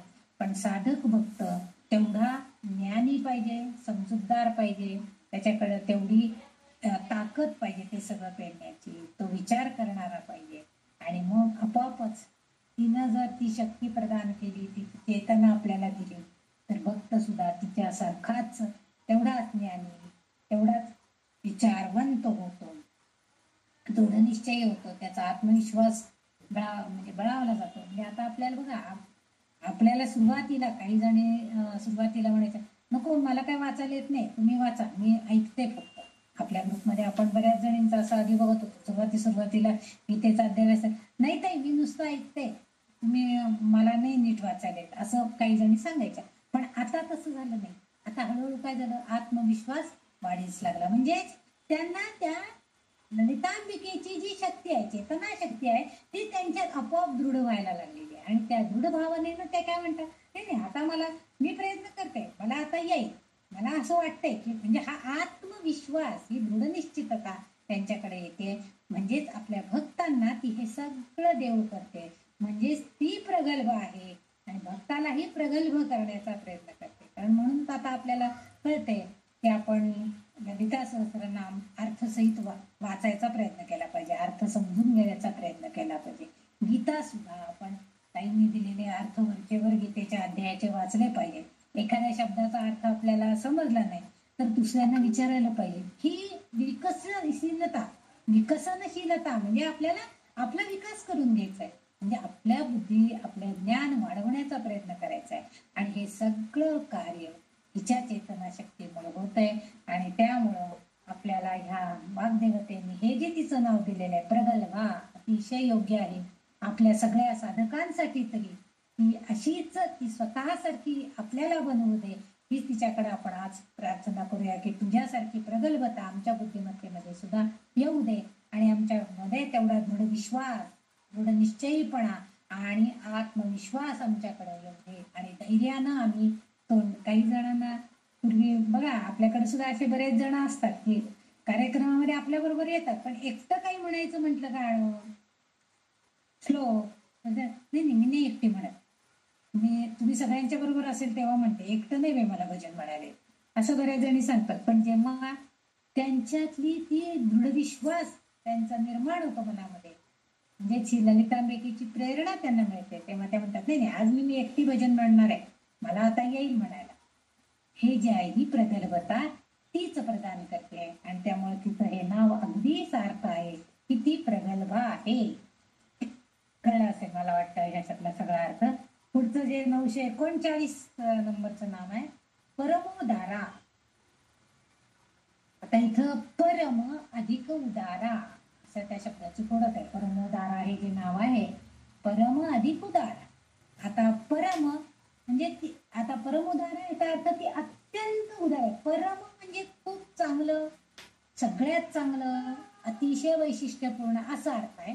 आणि उदार, उदार म्हणजे दुसऱ्याला देण्याची वृत्ती असणं, त्याला आपण उदार म्हणतो. आपण म्हणतो ना राजा उदार झालाय, घ्या मागून, काय नाही असं म्हणतो आपण. म्हणजे समजा एखाद्या वेळेस वडील वगैरे खुश असले तर वडिलांचे आई वडील कोणी असले तर ते सांगतात, हा अरे चिंटू आज राजा उदार झालाय, काय हवं ते मागून घे, देईल बघ तुला, असं चेष्टेत चेष्टेत म्हटलं जातं आपल्या घरांमध्ये. म्हणजेच काय तर उदार, उदार म्हणजे देणं, देण्याची वृत्ती आहे. आज त्याला तुम्हाला काय हवं ते मागा, तुम्हाला कसली पार्टी हवी असेल, काय आणखीन एखादी वस्तू आली तरी ते खुशीमध्ये देऊ शकतात. त्याला परम उदारा. परम म्हणजे अत्यंत चांगली गोष्ट आहे असा अर्थ आहे. आता म्हणजे ती न मागता, परमोदारा म्हणजे न मागता सुद्धा ती देते आपल्याला. बघा आता आपण आता आपल्याला माहित झालं की ती प्रगल्भ आहे आणि ती आपल्याला हे सगळं देते. म्हणजे न मागता तिने आपल्याला दिलं की नाही, आपल्यामध्ये आत्मविश्वास आला, आपल्यामध्ये दृढ निश्चितता आली, आपण हा अभ्यास करू लागलो, आपण हा वाचन करू लागलो, हे सगळं आपल्याकडे आलेलं आहे. न मागता तिने दिलंय. किंवा आपण मागितलं होतं का तिच्याकडे कधी? म्हणजे न मागता देण्याची वृत्ती तिची आहे, आणि ती तिने इथं आपल्याला दाखवून दिलेलं आहे की परमोदार आहे, अत्यंत उदार करण्याची ती आहे. आणि नुसती देते असं नाही, तर ती मागितल्यापेक्षा जास्त देते. आणि इथंच माणसाने एक लक्षात ठेवलं पाहिजे, जे आपल्याला मिळालंय ना ते खूप आहे, आणि म्हणून त्याच्याबद्दल आपण नेहमी कृतज्ञ व्हायला पाहिजे की मला न मागता एवढं मिळाले. म्हणजे स्वप्नातही मला वाटलं नव्हतं की मी अमेरिकेची 2दा वारी करून येईल, स्वप्नातही वाटलं नव्हतं की मी इकडे सगळा एवढा प्रवास करून येईल. कधी मनात विचारही आले नाही. जेव्हा म्हणजे वयाच्या 20-22व्या वर्षी जर कुणी असं विचारलं असतं की अब्बा तुला अमुक एक होणार आहे, तुझ्या पुढे आयुष्यामध्ये असं नाही, तर आपल्याला खरं वाटलं असतं का? कदाचित नव्हतं, कारण आपल्याला त्यावेळेस एवढा आत्मविश्वास होता. पण नंतर त्या काळामध्ये जर आपली जी परिस्थिती सुधारली, मानसिक परिस्थिती सुधारली, त्याला इतरांचं पाठबळ जेव्हा मिळू लागलं, आपल्या मुलाबाळांचं, सुनांचं, तर त्यावेळेस आपल्या लक्षात आलं अरे नाही नाही, हे गोष्ट होऊ शकते बरं का. म्हणजे आपण परदेश गमन करू शकतो, एकदा नाही 2दा सुद्धा करू शकतो. ही वृत्ती आपल्यामध्ये येते, आणि हे परम उदार आहे. कारण ती उदार आहे, न मागता सुद्धा ती मागितल्यापेक्षा सुद्धा आपल्याला नेहमी जास्त देत असते. पण तिने जे जास्त दिलंय ना त्याची कृतज्ञता मात्र आपल्या मनामध्ये सदैव पाहिजे. नाहीतर हा काय बिघडलं तिने दिलं म्हणून, म्हणजे त्यावेळेस तिने दिलं असं आपण म्हणतच नसतो. माझ्या मुलांनी तर तिकीट काढले म्हणून म्हणता गेले, नाहीतर कशाला गेले, म्हणजे ही आपली वृत्ती होती. तसं नाही, तिची कृपा आहे, तिने दिलंय ते, ती उदार आहे. तिने तुम्हाला हे संबंध जग बघून यायला, हे देश बघून यायला तिने जे तुम्हाला पाठबळ दिलेलं आहे ती तिची कृपा आहे, आणि ही कृतज्ञता आपण ठेवायला पाहिजे. उदार आहे म्हणजे महान आहे. परम म्हणजे सर्वोच्च, म्हणजे सर्वोच्च आहे, तिला सर्वोच्च महान असं तिचं संबोधन इथं दिलेलं आहे. कारण की आता इथं तिला परम उदार असं म्हटलं, म्हणजे त्याच्याही पलीकडे ते परम सर्वोच्च आहे, त्याच्याही पलीकडे आहे, म्हणजे आकाशाच्याही पलीकडं तिचं आहे, अस्तित्व तिचं आहे, ते आपल्याला कधीच दिसत नाहीये. निर्गुण रूपामध्ये ती आहे, सगुण रूपामध्ये आपण तिची मूर्ती डोळ्यासमोर आणतो, पण निर्गुण रूपामध्ये ती आकाशाच्या पलीकडे सुद्धा ती गेलेली आहे, आणि तिथं ती आहे. आपल्याला आहे एवढं माहितीये, पण ती आपल्या डोळ्यांना दिसत नाही. जे परा म्हणजे सर्वोच्च, आणि परम आता आणखीन एका प्रकारे ह्याच शब्दाचा परमोदारा हा जो शब्द आहे ह्याचे आणखीन एक थोडा आपण करतो. परा म्हणजे सर्वोच्च, मोद म्हणजे आनंद, आणि आ म्हणजे सर्वव्यापी आणि र म्हणजे देणारी. परम उदार आ र असं परम उदार असं आहे ना. तर त्याच्यामध्ये मोद असा शब्द त्यांनी घेतलाय. म्हणजे त्याच शब्दाची दुसऱ्या प्रकारे आपण अर्थ लावू शकतो. परम सर्वोच्च शाश्वत आनंद जो आपण म्हणतो मुक्तीनंतर मिळणारा, तर तो आनंद त्यामध्ये आहे, उदार आहे. आणि मोद मोद म्हणजे आनंद. आणि म्हणजेच ती शाश्वत आनंद देते. आणि हा आनंद कोणता आहे तर मुक्तीचा. म्हणजे आपल्याला जी मुक्ती हवी, मोक्ष हवी. आता पुरे झालं ना या जन्ममृत्यूच्या राडगाड्यातनं फिरणं आणि या चक्रातनं फिरणं बाद झालं. आता कुठंतरी स्टॉप घ्यायला पाहिजे. म्हणजे आपल्याला मुक्ती मिळवायची आहे, मोक्ष मिळवायचा आहे. आणि ते देण्याचं काम ही सर्वोच्च माता आनंद, तो शाश्वत आनंद ती आपल्याला देते. आणि मुक्तीच्या शेवटचा टप्पा म्हणजे परम सर्वोच्च आनंद आहे. आणि तो सर्वोच्च आनंद म्हणजेच मुक्ती, शांती, शाश्वत आनंद असं त्याला आपण बऱ्याच वेळेला संबोधतो. ललितांबिका उदार अंतःकरणाची आहे. ती आपल्या साधक भक्ताला हे सगळं द्यायलाच बसलेली आहे. तुम्हाला मुक्ती द्यायलाच ती बसलेली आहे. म्हणूनच ती तुम्हाला हा आध्यात्मिक मार्गाचा एक छोटीशी काठी तुमच्या हातात दिली की तुम्ही या आध्यात्मिक मार्गाने जावा, तुम्हाला मोक्ष मिळेल, तुम्हाला मुक्ती मिळेल. तुम्ही हा अभ्यास करा, हे वाचन करा. आपोआप हळूहळू त्या काठी धरून बोट धरून आपण त्या मार्गानं चालत जातो. आणि मग आपल्याला त्याच्याच अंतिम काय आहे, शेवटी सर्वोच्च काय आहे तर मुक्ती. आणि ते देणारच आहे आपल्याला, कारण ती उदार आहे, महान आहे. आणि दुसरी गोष्ट म्हणजे ही आपल्या अगदी पुत्रवत, म्हणजे आई जसं मुलावर प्रेम करते तर ती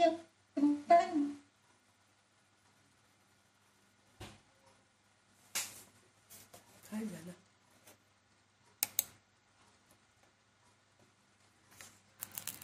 अशा नावानं संबोधताना आपल्याला दिसतात. म्हणजे ते त्यांचं हे एक गुण उदार अंतःकरणाचे असणारे. आणि ते उदार अंतःकरण आपल्याला पाहिजे. हा माझा चित्र आहे पण त्याच्या बाबतीत ना ची वृत्ती आपली नको. आपण उदार माझ्या मुलांचं पण कल्याण व्हायलाच पाहिजे. पण त्यातही त्याला आता तो शिकलाय एवढा पण त्याला अजून जॉब नाहीये. अशा वेळेस दिवस त्या मुलाने असं हे करायचं, एक तर म्हणजे जॉब विरहित राहायचं, त्याला पण लवकर नोकरी लागायला पाहिजे. म्हणजे त्यासाठी सुद्धा आपण उदार अंतःकरणानं परमेश्वराकडे साथ घातली पाहिजे की माझ्या मुलाला आहे नोकरी, ठीक आहे, सर्वसाधारण आहे, पण त्या मुलाला सुद्धा तू सगळ्यात चांगल्या प्रकारची नोकरी मिळवून देण्याचा प्रयत्न कर. तुझ्याकडे माझी प्रार्थना आहे. ही उदारता म्हणजे मनाचा मोठेपणा हा आपल्याकडं पाहिजे. आणि हेच अपेक्षित आहे तिला की तुम्ही सुद्धा तशा उदार मनाचे बना. कारण कसं आहे, जेव्हा आपण दुसऱ्याला काही देतो ना, दुसऱ्यासाठी काही मागतो ना, तेव्हा आपल्यासाठी पण ते येत असतं.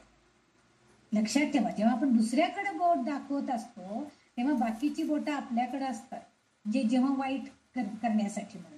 पण जेव्हा दुसऱ्यासाठी मागण्यासाठी हात फैलावत असतो तेव्हा त्या हातांमध्ये येणाऱ्या सर्व गोष्टी त्या आपल्याकडे पण येतच असतात. कारण आपल्याच हाताची ओंजळ आहे. म्हणजे आपल्याकडे नाहीये का हो, आपल्याकडे पण आहे ना, येणारच ते आपल्याकडं. म्हणजे दुसऱ्यासाठी मागणं हे जास्त चांगलं आहे, आपल्याला पण ते मिळणारच असेल. म्हणून तुम्ही जर कधी मुस्लिम लोकांचं वक्तव्य किंवा त्यांची जर बोलणी ऐकली असेल तर ते नेहमी म्हणत असतात अल्लाह मेरा खर्चा बडा दो म्हणतात. म्हणजे का खर्चा बडा, आता खरं म्हणजे एवढे 5-5, 7-7 पोरं असतात, काय असतात, इतकं परिस्थिती आहे, तरी सुद्धा माझा खर्च वाढव असं ते भगवंताला त्यांच्या अल्लाला सांगत असतात. कशासाठी की आपण खर्च वाढला म्हणजे आवक येण्यासाठी मी काहीतरी प्रयत्न करेन. कारण खर्च वाढला म्हटल्यावर त्याची पूर्तता करण्यासाठी काहीतरी हातपाय हलवायला पाहिजे, त्याची प्रार्थना करायला पाहिजे. म्हणजे आपोआप माझं त्याच्याकडनं घडतो. काही ठिकाणी असाही उल्लेख सांगतात की ते काय म्हणतात की भगवंता मला तू हे सर्व दे, पण त्याची सुरुवात सगळ्यांना दे, सगळ्यांना तू हे दे. आज जे आता समजा आपण कोरोनामध्ये होतो तेव्हा आपण म्हणायचो की कोरोनामध्ये जे जे आहे संकटामध्ये त्या सगळ्यांना सवड, पण भगवंता त्याची सुरुवात मात्र माझ्यापासून कर. म्हणजे माझ्याकडे जे सगळे संकटात आहेत त्यांना आधी सोडव आणि इतरांनाही तू त्या संकटातनं, कोरोनाच्या कोविडमधनं त्यांना सगळ्यांना बाहेर काढ. ही अशी प्रार्थना आपल्याला करायला यायला पाहिजे. म्हणजे आपण उदार अंतःकरणाचं व्हायला पाहिजे. आणि त्यामुळं ही जी ललितांबिका आहे ही तशी आहे आणि ती आपल्या भक्ताला सुद्धा तसंच करण्याचा प्रयत्न करते. आणि आपण तसंच उदार अंतःकरणाचं व्हायला पाहिजे. म्हणजे कुणाविषयी आपल्या मनामध्ये आकल, मत्सर, कृपणता, दुष्टबुद्धी असायला नको. आपण उदार अंतःकरणानं भले तो चुकला असेल तरी त्याला माफ करण्याची वृत्ती आपल्याकडे यायला पाहिजे. हे झालं परमोदार. आता पुढचं जे नाव आहे त्यामध्ये परमोदा. परामोदा असं पण काही ठिकाणी उल्लेख आहे. आता हे परामोदा म्हणजे काय? तर आपण सांगितलेलंच की परा म्हणजे सर्वोच्च आणि मोद म्हणजे आनंद. परमोदाराचं जेव्हा दुसऱ्या प्रकारे जेव्हा परा आणि मोद अशा तऱ्हेनं जेव्हा त्याचं फोड करून सांगितले तर सर्वोच्च आनंद असं आपल्याला माहिती आहे. या आधीच्या नामाचं परमानंदाची मुक्ती असं जे अर्थ आलेला आहे असा उल्लेख आलेलाच आहे. आणि या सहस्त्रनामात तिच्या म्हणजे आता हे नाव परत आलं परामोदा असं का आलं बरं? तर ती सगळी खूप परम आनंद देणारी आहे. परामोदा सर्वोच्च आनंद देणारी आहे ती असं इथं घडलेलं आहे. ह्या सहस्त्रनामामध्ये तिच्या स्थूल स्वरूपाचं वर्णन खूप सुंदरपणे, इतकं सुंदरपणे केले गेलं आहे की त्या योगे आपल्या डोळ्यासमोर तिच्या सगुण साकार रूपाचं दर्शन घडतं. आणि ते बघितलं की मनाला नक्कीच आनंद मिळतो. म्हणून प्रत्येक नामाचा अर्थ समजून घेणे अतिशय महत्वाचं आहे. म्हणून त्यांनी असं म्हणजे बघा वाग्देवीच आपल्याला इथं सांगताय की तिचं इतकं सुंदर वर्णन आपण केलेलं आहे. एक एक नामांमध्ये स्थूल स्वरूपाचं वर्णन म्हणजे ती कशी आहे, तिचा रंग कसा आहे, तिचे डोळे कसे आहेत, हातामधले आयुध कशी आहेत, ती काय करते, हे सगळं वर्णन त्यांनी त्या सगुण रूपामध्ये तिच्या मूर्त स्वरूपामध्ये आपल्याला केलेलं दिसून येते. ते बघितलं आपल्याला डोळ्यासमोर. आपण निर्गुण रूपाला एवढं आपण अजून जाऊच शकत नाही. तेवढी ध्यानधारणा आपल्याकडे नसते. आणि म्हणून आपण काय करतो, सगुण रूपातली जी मूर्त स्वरूप आहे, विग्रह आहे त्या देवदेवतांचा, त्यांचंच आपण जास्तीत जास्त भजन म्हणजे अर्चन भक्ती असं करण्याचा प्रयत्न करतो. तीच मूर्ती कशी चांगली दिसेल, त्याला कशा तऱ्हेनं चांगले हार घालू, त्याला कुठले अलंकार घालू, कशा तऱ्हेनं छान साडी नेसू, हा विचार आपण करत असतो. म्हणजे त्याच्या सगुण रूपाचं, सगुण साकार रूपाचं दर्शन आपल्याला तिथं घडतं आणि मग आपल्या मनाला आनंद मिळतो. म्हणून हे करत असताना पण स्थूल रूपाचं वर्णन आपल्या मनामध्ये आलं म्हणजेच आपल्या पण त्या रूपाबरोबर त्या नामाचा अर्थ सुद्धा आपल्याला समजून घ्यायला पाहिजे. कारण का तर ती कशी आहे, शुभकरी आहे, कृपाकरी आहे, म्हणजेच करुणेचं मूर्त स्वरूप तिच्याकडे आहे. म्हणजेच ती परम आनंदाच्या मूर्त स्वरूपात आहे आणि ती स्वतः सर्वोच्च आनंदात असतेच हो. आणि आपल्या भक्तांना देखील त्या आनंदाची प्राप्ती करून देण्याचा प्रयत्न करते. त्यांना त्यासाठी आत्मसाक्षात्कारी बनवते. म्हणजे त्यांना जे भक्ती आणि भक्तीतनं मुक्ती कशी मिळवायची हा प्रयत्न ती करते. जे आपल्याला ते आपण कुंडलिनी चक्राचा जेव्हा थोडा अभ्यास केला किंवा काही श्लोकांमध्ये तिची माहिती करून घेतली चक्राची, तर त्यावेळेस शेवटच्या चक्राला गेल्यावरती आपल्याला या बाकीच्या आजूबाजूच्या सृष्टीचा, जगाचा विसर पडतो आणि आपण संपूर्णपणे तिच्या अधीन होतो. म्हणजे तेच फक्त आपल्या डोळ्यासमोर असतं. आपल्याला तो तेजोमय प्रकाश, तिची चेतना, तिची शक्ती, तिचा तेजोमय वलय आपल्या सुद्धा डोळ्यासमोर येतो. आणि त्यामुळं ती आनंदाची प्राप्ती करून देण्याचा प्रयत्न तीच करते. म्हणजेच आपल्याला आत्मसाक्षात्कारी बनवते. म्हणजे आपल्या अंतरंगामध्ये सुद्धा ती परमात्म स्वरूपानं आहे याची जाणीव ती आपल्याला करून देते. म्हणूनच वाग्देवी त्या ललितांबिका देवीला परामोदा आहे असे संबोधतात. म्हणजे त्यांनी वाग्देवींना आता इतकी नावं झालेली आहेत. आता आपण 940 नावापर्यंत आलंय. आता फक्त सहस्त्रनामामध्ये 60 नावं राहतात. मग इथं आपल्याला वाग्देवी सांगतायत की तुम्ही नुसतं तिचं सगुण रूप फक्त बघू नका, तर त्या सगुण रूप म्हणजे स्थूल रूप तिचं जे आहे त्या स्थूल रूपाचा अर्थही तुम्ही समजून घ्या की ज्या योगानं तिच्या सूक्ष्म रूपाकडे जाऊन तुम्ही आत्मसाक्षात्कारी व्हाल, तुम्हाला मुक्ती मिळेल, हे समजून सांगण्याचं काम वाग्देवी इथं करतायत. आणि म्हणून तिला सर्वोच्च आनंद देणारी, मोद म्हणजे आनंद आणि परा म्हणजे सर्वोच्च, तर ते देणारी अशी ती आहे, या परमानंद स्वरूप मूर्ती असणारी अशी ती आहे, असं वर्णन ह्या वाग्देवी इथं करताना दिसतंय. पुढचं जे 941 नंबरचं नाव आहे ते आहे मनोमयी. मनोमयी याचा अर्थ मनाचा प्रभाव, मनाची शक्ती. या संबंधी आपण मनोमय या शब्दाचा वापर वेगवेगळ्या संदर्भाने घेतो. आता मनोमय या शब्दामध्ये मनोमय हा शब्द आलेला आहे, मनोमयी असं केलं, याला दुसरी वेलांटी दिली, मनोमय हा शब्द त्याच्यामध्ये अंतर्भूत आहे. आता मनोमय शब्दाचे वेगवेगळ्या प्रकारे आपल्या मनावरती प्रभाव कसा आहे, मनाची शक्ती कशी आहे, या संबंधी बरेच विचार त्यामध्ये आलेले असतात. मनोमय शक्ती, आता मनोमय शक्ती म्हणजे काय, मनात म्हणजे मनाची शक्ती, विचारांची शक्ती प्रत्येकाकडे असती. मग कोणाची विचारांची शक्ती चांगली असती, कोणी कोणी विचार करतात आज आता काय कशाला जायचं ते भजनाला, उगीच पावसातनं भिजत, काही नको, आल्यावर आजारी पडेल, ही विचारांची शक्ती काही जणांची असते. काही जण नको नको त्याला थोडं 1-5 मिनिटं जरा पाऊस थांबलाय तोपर्यंत पटकन जावं, म्हणजे 4 चांगले शब्द तरी गोड त्या पांडुरंगाचे किंवा त्या देवतेचे चांगले जे विचार आहेत, जे भजन आहे त्याचे गोड मधुर स्वर तरी कानावर पडतील, म्हणजे आपल्याला काहीतरी चांगला आहे, सत्संग घडेल, असं म्हणून असा विचार येतो.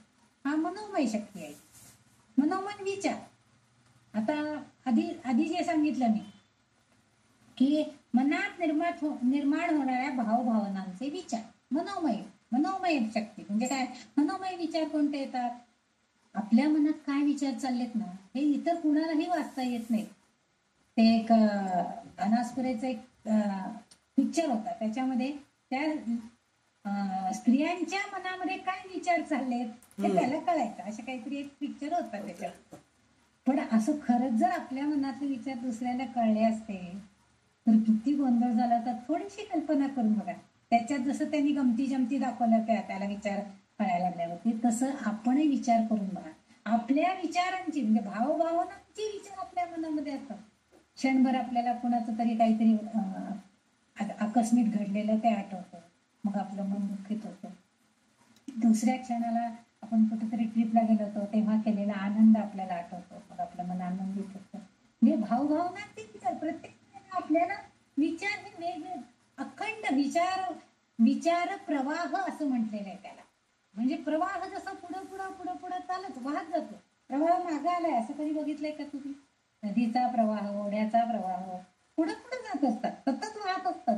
तसं आपले विचारांचे प्रवाह सुद्धा सतत वाहत असतात. एक झालं की दुसरा विचार, दुसरा झालं की तिसरा. म्हणजे आता कुणाचा असेल, आता चहाची वेळ झाली, चहा करायला पाहिजे, मग नंतर त्यांना नाश्ता पाहिजे असतो, मग त्याच्यासाठी मी आता काय करू, सकाळी उपीट झाले मग आता पोहे करू का, सगळे लगेच विचार सुरूच. म्हणजे विचारांचे प्रवाह सतत चालू असतात. म्हणजे भावभावनांचे विचार हे जे आहेत हा मनोमय विचार झाला. मनोमय व्यक्तित्व, आता व्यक्तिमत्व जे असतं प्रत्येक माणसाच्या स्वभावानुसार ती व्यक्ती घडलेली असते. म्हणजे स्वभाव प्रवृत्ती आणि त्याच्याबरोबर त्याचा मानसिक दृष्टिकोन असतो. म्हणजे प्रत्येक व्यक्तीचं एका व्यक्तीसारखी दुसरी व्यक्ती कधीही नसते. तुम्ही बघा भगवंताची लीला इतकी अगाध आहे, एका व्यक्तीसारखी दुसरी व्यक्ती अजिबात नाहीये. प्रत्येकामध्ये काहीतरी वेगळा गुण आहे, काहीतरी अवगुण आहे. म्हणजे प्रत्येकामध्ये वेगवेगळे पण किती छान निसर्गाने निर्माण केलेलं आहे. आणि त्या वेगळेपणामुळे प्रत्येक जणाचं वैशिष्ट्य आपल्याला लक्षात येतं की अमुक एक चष्मा लावणारी म्हणजे ती ही व्यक्ती आहे, की अमुक एक डोळ्यांची घारव्या डोळ्यांची आहे म्हणजे ती व्यक्ती आहे, किंवा अगदी सरळ नाक आहे बघा त्यांचं ती व्यक्ती आहे, लांब सडक केस आहे ती व्यक्ती आहे. म्हणजे अशा तऱ्हेनं आपण प्रत्येक, किंवा तो टकलू माणूस आहे ना तो ती व्यक्ती आहे, अशा आपण प्रत्येकाचं म्हणजे त्याच्या वैशिष्ट्यानुसार स्वभाव प्रवृत्ती आणि मानसिक दृष्टिकोन त्यांचा. आता हे जे आहे व्यक्तिमत्व, आता ते हे आपण त्या व्यक्तीची खूण सांगितली. त्याबरोबर त्या व्यक्तीमध्ये असणारे स्वभाव गुण जे आहेत त्यानुसार सुद्धा आपल्याला लगेच त्या माणसाला ओळखता येतं. हे आपण म्हणतो ना, अहो ते आले ना की ते खूप छान सगळ्यांना हसवतात बघा, काहीतरी जोक करतात, सगळ्यांना हसवतात. सगळ्या वातावरणामध्ये जे असं एक जे काहीतरी गंभीरता आलेली असते ते सगळं एकदम हलकं होऊन जातं. ते काहीतरी जोक मारतात, काहीतरी येऊन बडबडतात, ती सगळं वातावरण हलकं फुलकं होऊन जातं. ही त्यांच्या स्वभावाचं वैशिष्ट्य आपण म्हणतो. बऱ्याचशा व्यक्ती असतात ते काहीतरी येऊन एखादे छान जोक सांगून जातात, कोणावर तरी कोटी करतात, कोणाची तरी नक्कल करतात, कोणाची तरी खोडी काढतात, ही सगळे असतात. म्हणजे त्या व्यक्तिमत्वाचे जे मनोमय व्यक्तित्व जे आहे ते आपल्याला तिथं म्हणजे स्वभाव, त्याची प्रवृत्ती, त्याचा मानसिक दृष्टिकोन आपल्याला तिथं बघायला. आता मनोमय क्रिया शेवटचा चौथा भाग आहे. म्हणजे मनोमय या शब्दाचा वापर ज्या वेगळ्या संदर्भानं येतो त्यातला चौथा प्रकार म्हणजे मनोमय क्रिया. मनांच्या विचाराद्वारे केली जाणारी क्रिया करणे, मनाच्या संबंधाने, मनाच्या प्रभावाने, मनाच्याकडून केल्या जाणाऱ्या कृती म्हणजे मनोमय क्रिया. म्हणजे आपल्याला बरेच वाटत असतं की आज हे करूया, आज ते करूया. सकाळी उठलं की शिलाई मशीनकडे बघितलं की नाही नाही आज काहीतरी शिलाई शिवून शिवायला पाहिजे बरं का, मनोमय वाटून जातं त्यावेळेस. पण काय होतं, आपले विचार, आपल्या हातांच्या कृती हे आपल्याला ते करू देत नाही. ते कुठं करते, बागेला त्या झाडाला कीड पडली, अगोदर त्याला औषध मार. म्हणजे आपल्या कृती बदलतात, विचार बदलतात. म्हणजे ही जी आहे ही मनोमय क्रिया आहे, मनाने केलेलं आहे. म्हणजे मनाच्या वरती त्या ज्या गोष्टींच्या संबंधानं, त्याच्या प्रभावानं आपोआप आपल्या हातांनी कृती केल्या जातात, ते मनोमय क्रिया आहे. म्हणजे ठरवलेलं एक असतं की नाही आज मशीनवर बसायचं, काहीतरी शिवायचं, पण ते सगळं सोडून झाडांकडे बघितलं की कीड पडली, मग अगोदर औषध मारायला पाहिजे. म्हणजे ही कृती हाताने करून घ्यायची, म्हणजे ही मनोमय क्रिया आपल्याकडनं घडून जाती. म्हणजे मनाच्या कडून केल्या जाणाऱ्या क्रिया ह्या मनोमय क्रिया. आपलं जे मन आहे ते कसं आहे, स्पंदनशील, शक्तिरूप स्पंदनशील आहे. म्हणजे आपल्या मनामध्ये भावना, विचार हे सगळं इतकं ठासून भरलेलं असतं. ही स्पंदनं आपल्यामध्ये असतात, म्हणजे अखंड विचार प्रवाह चालू असतात. ही सगळी स्पंदनं आहेत आपल्यामध्ये. आणि ही स्पंदनशीलता, ही जी शक्ती आहे ही शक्ती कोणाची आहे, तर ह्या भगवती देवीची, ललितांबिकेचीच आहे. म्हणजे तिने जर आपल्याला आपली स्पंदन म्हणजे समजा आपण श्वासोच्छवास असा विचार केला तरी स्पंदनं जर थांबवली तर काय होणार आहे.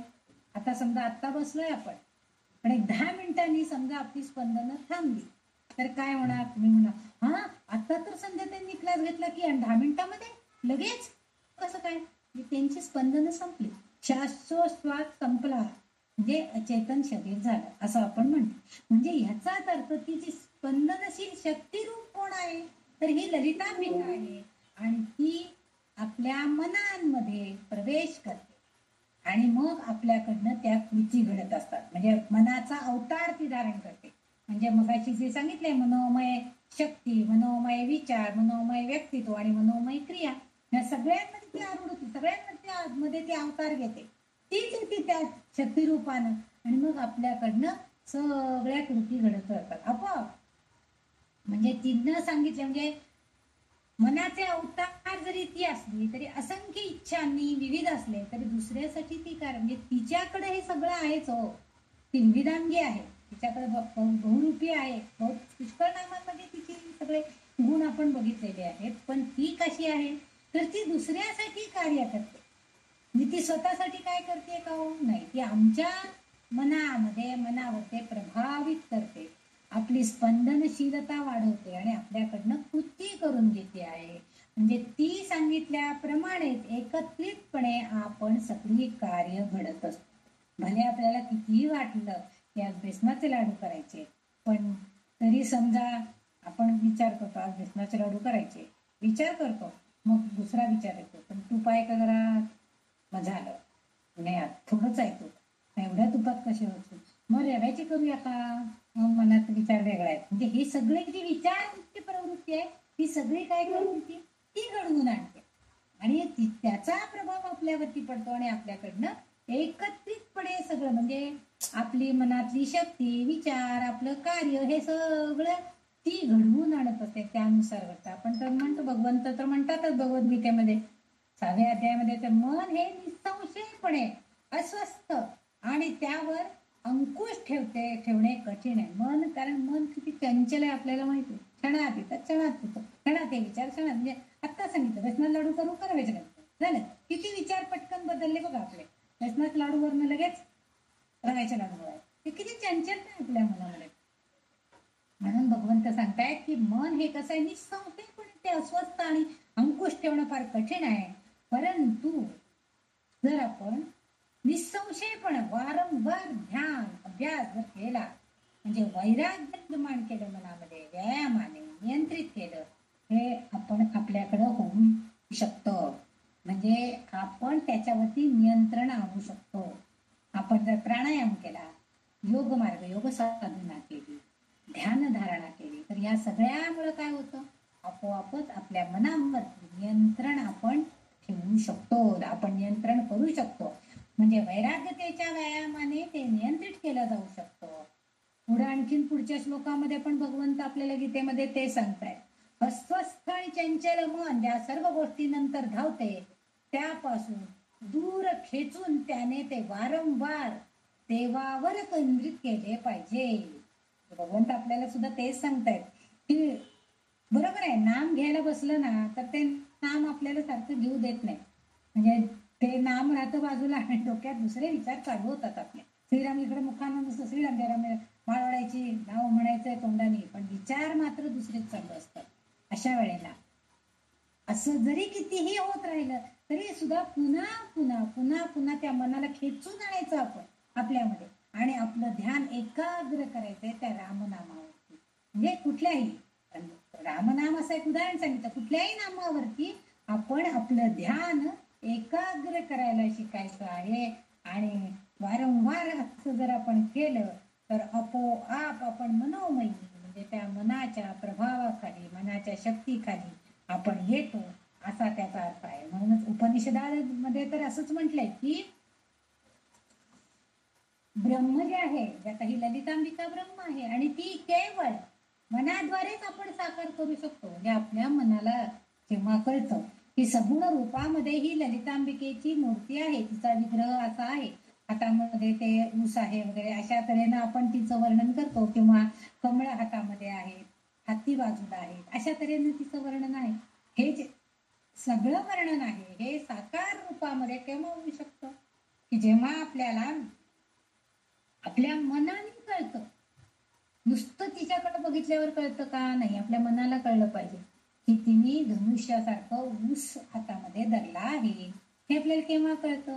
हे सगुण रूपाकडे बघितलं की कळतं. म्हणूनच वाग्देवी भगवती देवीला मनोमयी या नावानं संबोधत आहे, की आपल्या मनाद्वारे आपण तिला आपल्या समोर साकार करू शकतो. म्हणजे बघा, आपल्या मनामध्ये इतकी ताकद आहे, कारण ह्या सगळ्या शक्ती आहेत ना आपल्यावर, मनोमय शक्ती, मनोमय विचार, मनोमय व्यक्तित्व, मनोमय क्रिया, ह्या सगळ्या मनोमय या नावामध्ये आलेल्या आहेत.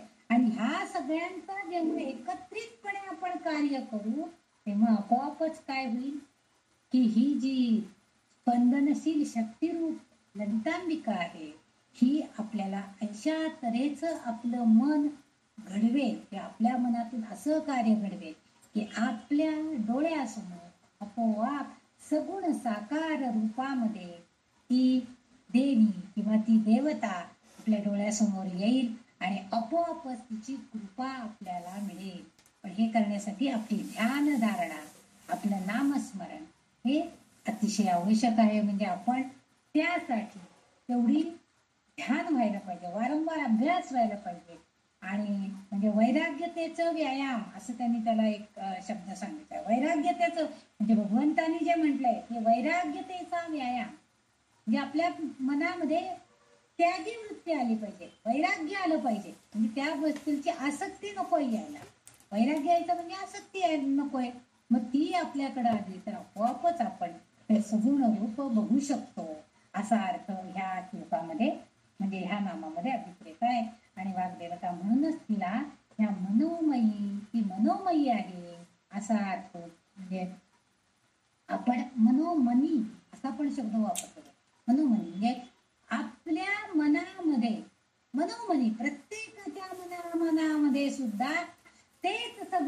आहे, म्हणजेच मनोमनी तेच विचार आपण एकमेकाला सांगत असतो, मनामध्ये तेच विचार रुजवू शकतो, त्याला पण आपण मनोमयी म्हणायला काहीच हरकत नाही. म्हणजे विचार, चांगले विचार, सत्संगाचे विचार आपण एकमेकाला देत असतो. आपण आपल्या ग्रुपवरची जेव्हा चर्चा करतो तेव्हा आपण एक एक गोष्टी सांगतो, म्हणजे आपले विचार मनामध्ये प्रत्येकाच्या मनामध्ये आपण रुजवायचा प्रयत्न करतो. नाही नाही, हे करा, याचा उपयोग चांगला होतो, हे वाचा, ही 8 पुष्प देवाला व्हा, चांगले होते. म्हणजे हे जे आहे हे मनोमयी आहे. म्हणजे मनोमनी आपण तेच विचार रुजवायचा प्रयत्न करतो. आणि वाग्देवी आपल्याला तेच तिथं सांगू इच्छित आहेत की सगुण रूपामध्ये आपण त्याला साकार करण्याचं एकमेव कारण म्हणजे ललितांबिकेची कृपा आहे. कारण ती स्पंदनशील आहे, ती ब्रह्म आहे आणि तीच फक्त हे करू शकते. आणि आपल्या विचारांना, मनाला प्रेरित करून, प्रभावित करून ती हे शक्य करून दाखवते.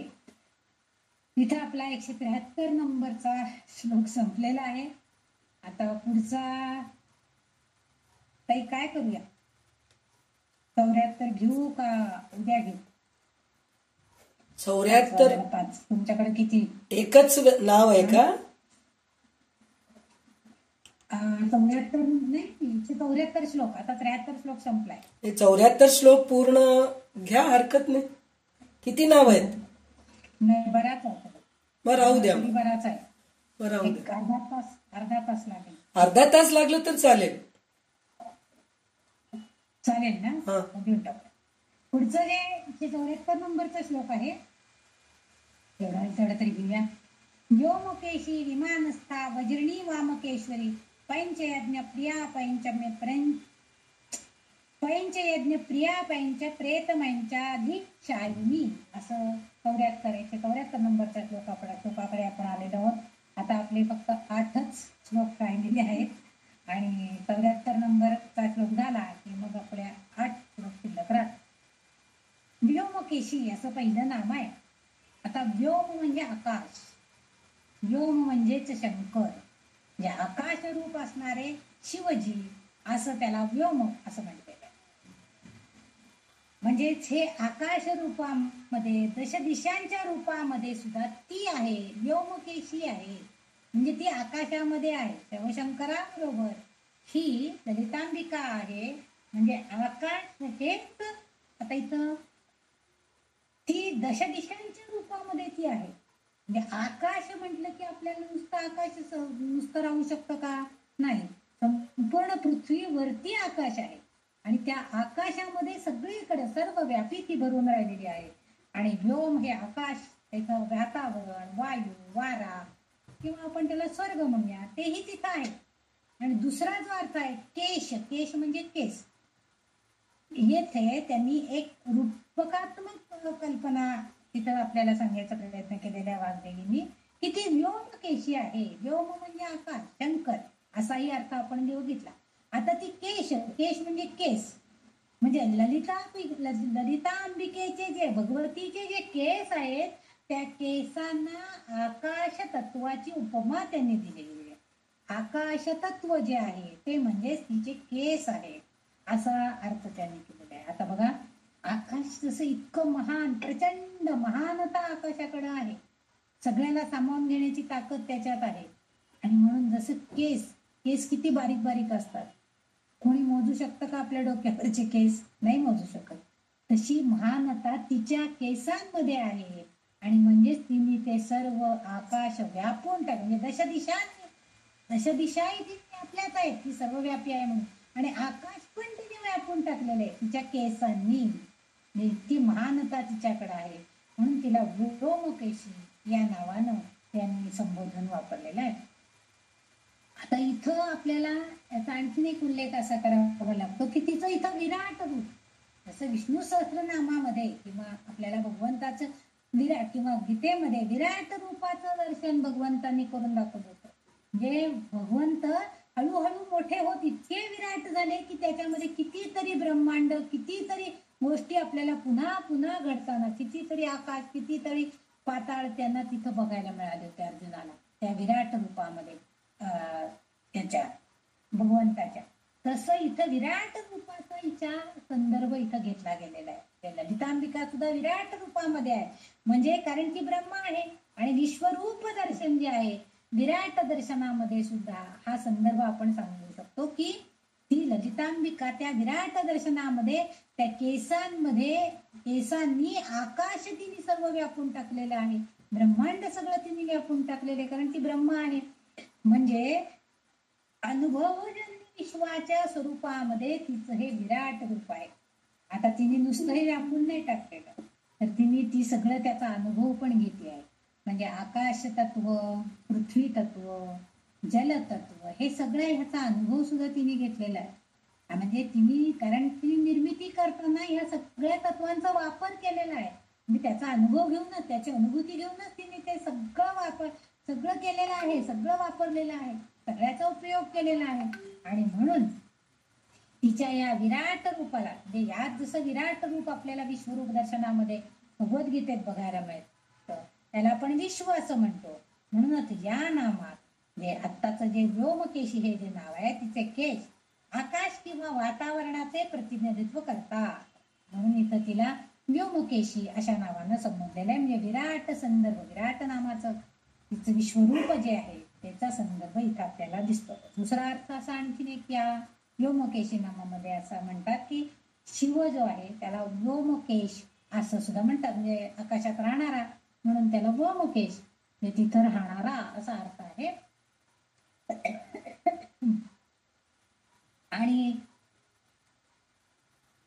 आकाश म्हणजे आकाश केसांचा, व्योमकेश म्हणजे आकाश केसांचा असा त्याचा अर्थ घेतलेला आहे. व्योमकेश म्हणजे आकाशात राहणारा आणि आकाश केसांचा. शंकराच्या डोक्यावरती जटा बांधलेले असतात बघा. शंकराचा जो फोटो असतो तो कधीही असा नुसता केस मोकळे सोडलेला असा दाखवत नाही.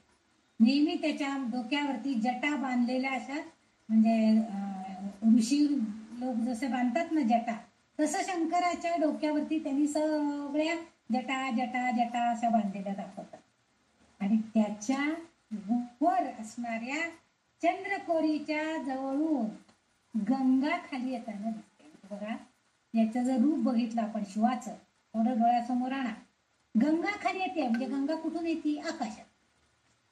म्हणजे ते जे जलप्रवाह आहे तोही एक प्रकारचा केसचं स्वरूप, म्हणजे जसं लांब सडक केस एखाद्या स्त्रीचे असतात तसं तो प्रवाह सुद्धा त्या केसांच्या स्वरूपामध्ये खाली येतोय गंगेचा, अशी ही कल्पना आपल्याला करायला हरकत. नंतर आकाशामध्ये चंद्र असतो, मग तसाच ह्याच्या डोक्यावरती चंद्र आहे शंकराच्या. म्हणजे चंद्राची कोर आहे त्याच्या मुकुटामध्ये म्हणूया, पण त्याच्या मुकुटाच्या पेक्षा त्याचा जो जटाभार आहे, म्हणजे ते आकाश तत्व त्यांनी सगळा त्याचा भार आपल्या डोक्यावरती जणू घेतलेला आहे, म्हणून त्याला व्योमकेश असा उल्लेख केलेला आहे. आणि त्याची पत्नी म्हणून व्योमकेशी असा तिचा उल्लेख आहे, असं पण वाग्देवी तिचा उल्लेख करू इच्छितात. असाही एक अर्थ इथं होऊ शकतो. पुढचं जे नाव आहे 943 नंबरचं ते विमानस्था.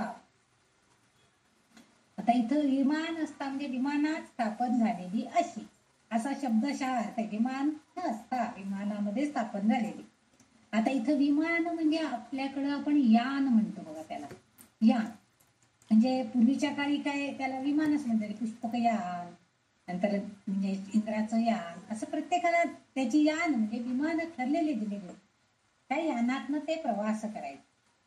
आता ललिता माँ जी आहे ती आकाशातील यानांमधून, रथांमधून आकाशात उडणाऱ्या इतर देवदेवतांपेक्षा वेगळी नाहीच आहे. कारण सर्व देवतांचे स्वतःचे आकाशामध्ये फिरण्यासाठी त्यांच्याकडे प्रत्येकाची वाहनं आहे, यान आहे. तुम्ही बघितलं होतं की रावणानं त्याचा तो रथ आणला तर आकाश मार्गे उडणारा, त्याच्याकडे सुद्धा स्वतःचं वाहन होतं. रामाकडेही त्यावेळेस पुष्पक विमान होतं, इंद्राने त्याला दिलं. म्हणजे अशी यानं प्रत्येकाकडे होती. शंकराकडं होतं, इंद्राकडं होतं, ब्रह्माकडं होतं. प्रत्येक जण आपल्या विमानात बसून सगळ्याकडे विहार करत असायचे, म्हणजे सगळीकडे फिरायचे. म्हणजे त्यांना वाहना किंवा विमान असे म्हणतात. म्हणजे पूर्वीच्या काळी त्याला विमान न म्हणता वाहन असं म्हटलं जाईल. वाहना वाहून नेणारा असा अर्थ आहे त्याचा. आता आपण त्याला विमान असं म्हणतो. आपल्या ललितांबिकेच्या नावामध्ये रथचक्र, गेय चक्र अशा उल्लेख केलेला आहे बघा. म्हणजे तिच्या चक्रारूढ आहे, गेय चक्रामध्ये ती बसलेली आहे, रथचक्र रूढ आहे, म्हणजे रथचक्रावरती ती बसलेली आहे, असे उल्लेख का पाठीमागच्या कुठल्या कुठल्या नामांमध्ये आलेले आहेत. म्हणजे तिथं ती त्या रथांमधून, आकाशात उडणाऱ्या अशा रथांमधून ती स्थापित झालेली आहे. का ती स्थापित झालेली आहे? कारण या विश्वाचं नियंत्रण करण्याचं कार्य तिच्याकडे आहे म्हटल्यावरती तिला त्या रथांमध्ये बसून संपूर्ण विश्वाचं नियंत्रण करणं योग्य जाते. तिची सगळी नजर त्या सृष्टीच्या चलनवलनामध्ये सजीव सृष्टीवरती आहे आणि म्हणून ती त्या रथामध्ये आसनस्थ झालेली आहे. आता इथं आणखीन एक थोडस त्याचं आणखीन स्पष्टीकरण आपण बघूया. वी म्हणजे अनुमोदन, बाण म्हणजे संरक्षण आणि स्था म्हणजे व्यस्त. आता इथं बघा ललितांबिका, आता इथं वी म्हणजे अनुमोदन, अनुमोदन देणं म्हणजे काय करणं, त्यांना होय म्हणणं. आता कोणाला होय म्हणायचंय? ललितांबिका कुणाला होय म्हणणार आहे? आपल्या भक्तांना. म्हणजे आपल्या भक्तांसाठी किंवा साधकांसाठी ती हे सगळं करते, म्हणून ती काय करते, आपल्या भक्तांना अनुमोदन देते. हो बाबा तुम्ही करताय ना भक्ती, चांगलं, तिचं अनुमोदन. दुसरं काय शब्द आला, फोड केली आपण तेव्हा, वी म्हणजे अनुमोदन, मान म्हणजे संरक्षण. मग दुसऱ्या शब्दाचा अर्थ आला संरक्षण, म्हणजे ती म्हणते हो बाबा मी तुमचं संरक्षण करते, मी अनुमोदन देते तुमच्या कार्याला, संरक्षण करते, रक्षण करते. आणि तिसरं म्हणजे स्था म्हणजे व्यस्त आहे, म्हणजे ती सदैव त्याच्यामध्ये व्यस्त आहे. म्हणजे येथे ह्या शब्दाचा अभिमान असता, या शब्दाचा अर्थ जर आपण ललितांबिकेच्या दृष्टीनं किंवा तिला अभिप्रेत करून जर आपण सांगितला तर तो असा होतो की ती आपल्या भक्तांचं रक्षण करण्यामध्ये सदैव व्यस्त आहे आणि त्यांना पाठिंबा देत आहे, असा अर्थ. अनुमोदित करते म्हणजे काय, पाठिंबा देते. व्यस्त आहे, सदैव गरकाय, भक्त माझ्या भक्ताला कुठलाही त्रास होऊ नये ही तिची सदैव इच्छा आहे. त्यामुळे त्यांचं रक्षण करण्यासाठी संरक्षण म्हणून ती काम करते. आता इथं भक्त म्हणजे काय आहे, तर ही संपूर्ण सृष्टी, हे प्रतिकात्मक झालं, भक्तांचं संरक्षण करायचं. भक्त म्हणजे कोण, तर ही संपूर्ण सृष्टीमधले प्रत्येक सजीव हा सुद्धा तिचा भक्तच आहे. म्हणजे तिच्यासाठी सर्व प्राणी, सर्व सजीव सृष्टी ही भक्त आहे. परंतु तो आहे जो नेहमीच मुक्ती मिळवण्यासाठी त्याचा एकमेव उद्देशाने विचार करीत असतो. म्हणजे तो हा भक्त जो आहे काय करतोय, आता नरदेहधारी भक्त फक्त हा विचार करू शकतो की मला मुक्ती मिळवायची, हा विचार त्याच्या मनामध्ये त्यावेळेस येतो. बाकीच्या सजीव सृष्टीचं फक्त पालन पोषण करण्याचं, संरक्षण करण्याचं जबाबदारी तिची आहे, ते ती पूर्णपणे व्यवस्थित करते. ती म्हणते की मी सदैव मग्न आहे, व्यस्त आहे त्याच्यामध्ये, त्याचे पालन पोषण करण्यामध्ये. आणि म्हणून इथं मुक्ती मिळवण्याच्या एकमेव उद्देशानं तेव्हा जेव्हा ती विचार करते तेव्हा ती त्या भक्तांना त्या मुक्तीचा मार्ग दाखवते. विमानस्था, त्याच्यात ती स्थापन होते आणि त्या मुक्तीचा मार्गही ती त्यांना दाखवते की तुम्ही अशा तऱ्हेने भक्ती केला तर तुम्हाला मुक्तीपर्यंत जाता येईल, असं ती मार्गदर्शन करते. आता इथं विमा म्हणजे काय, तर निरपेक्ष ब्रह्म. आणखीन एक अर्थ आहे विमा न असा अर्थ आहे त्यातला. विमा या शब्दाचा अर्थ जर बघितला तर तो म्हणजे निरपेक्ष ब्रह्म. आणि स्था म्हणजे वास्तव्य.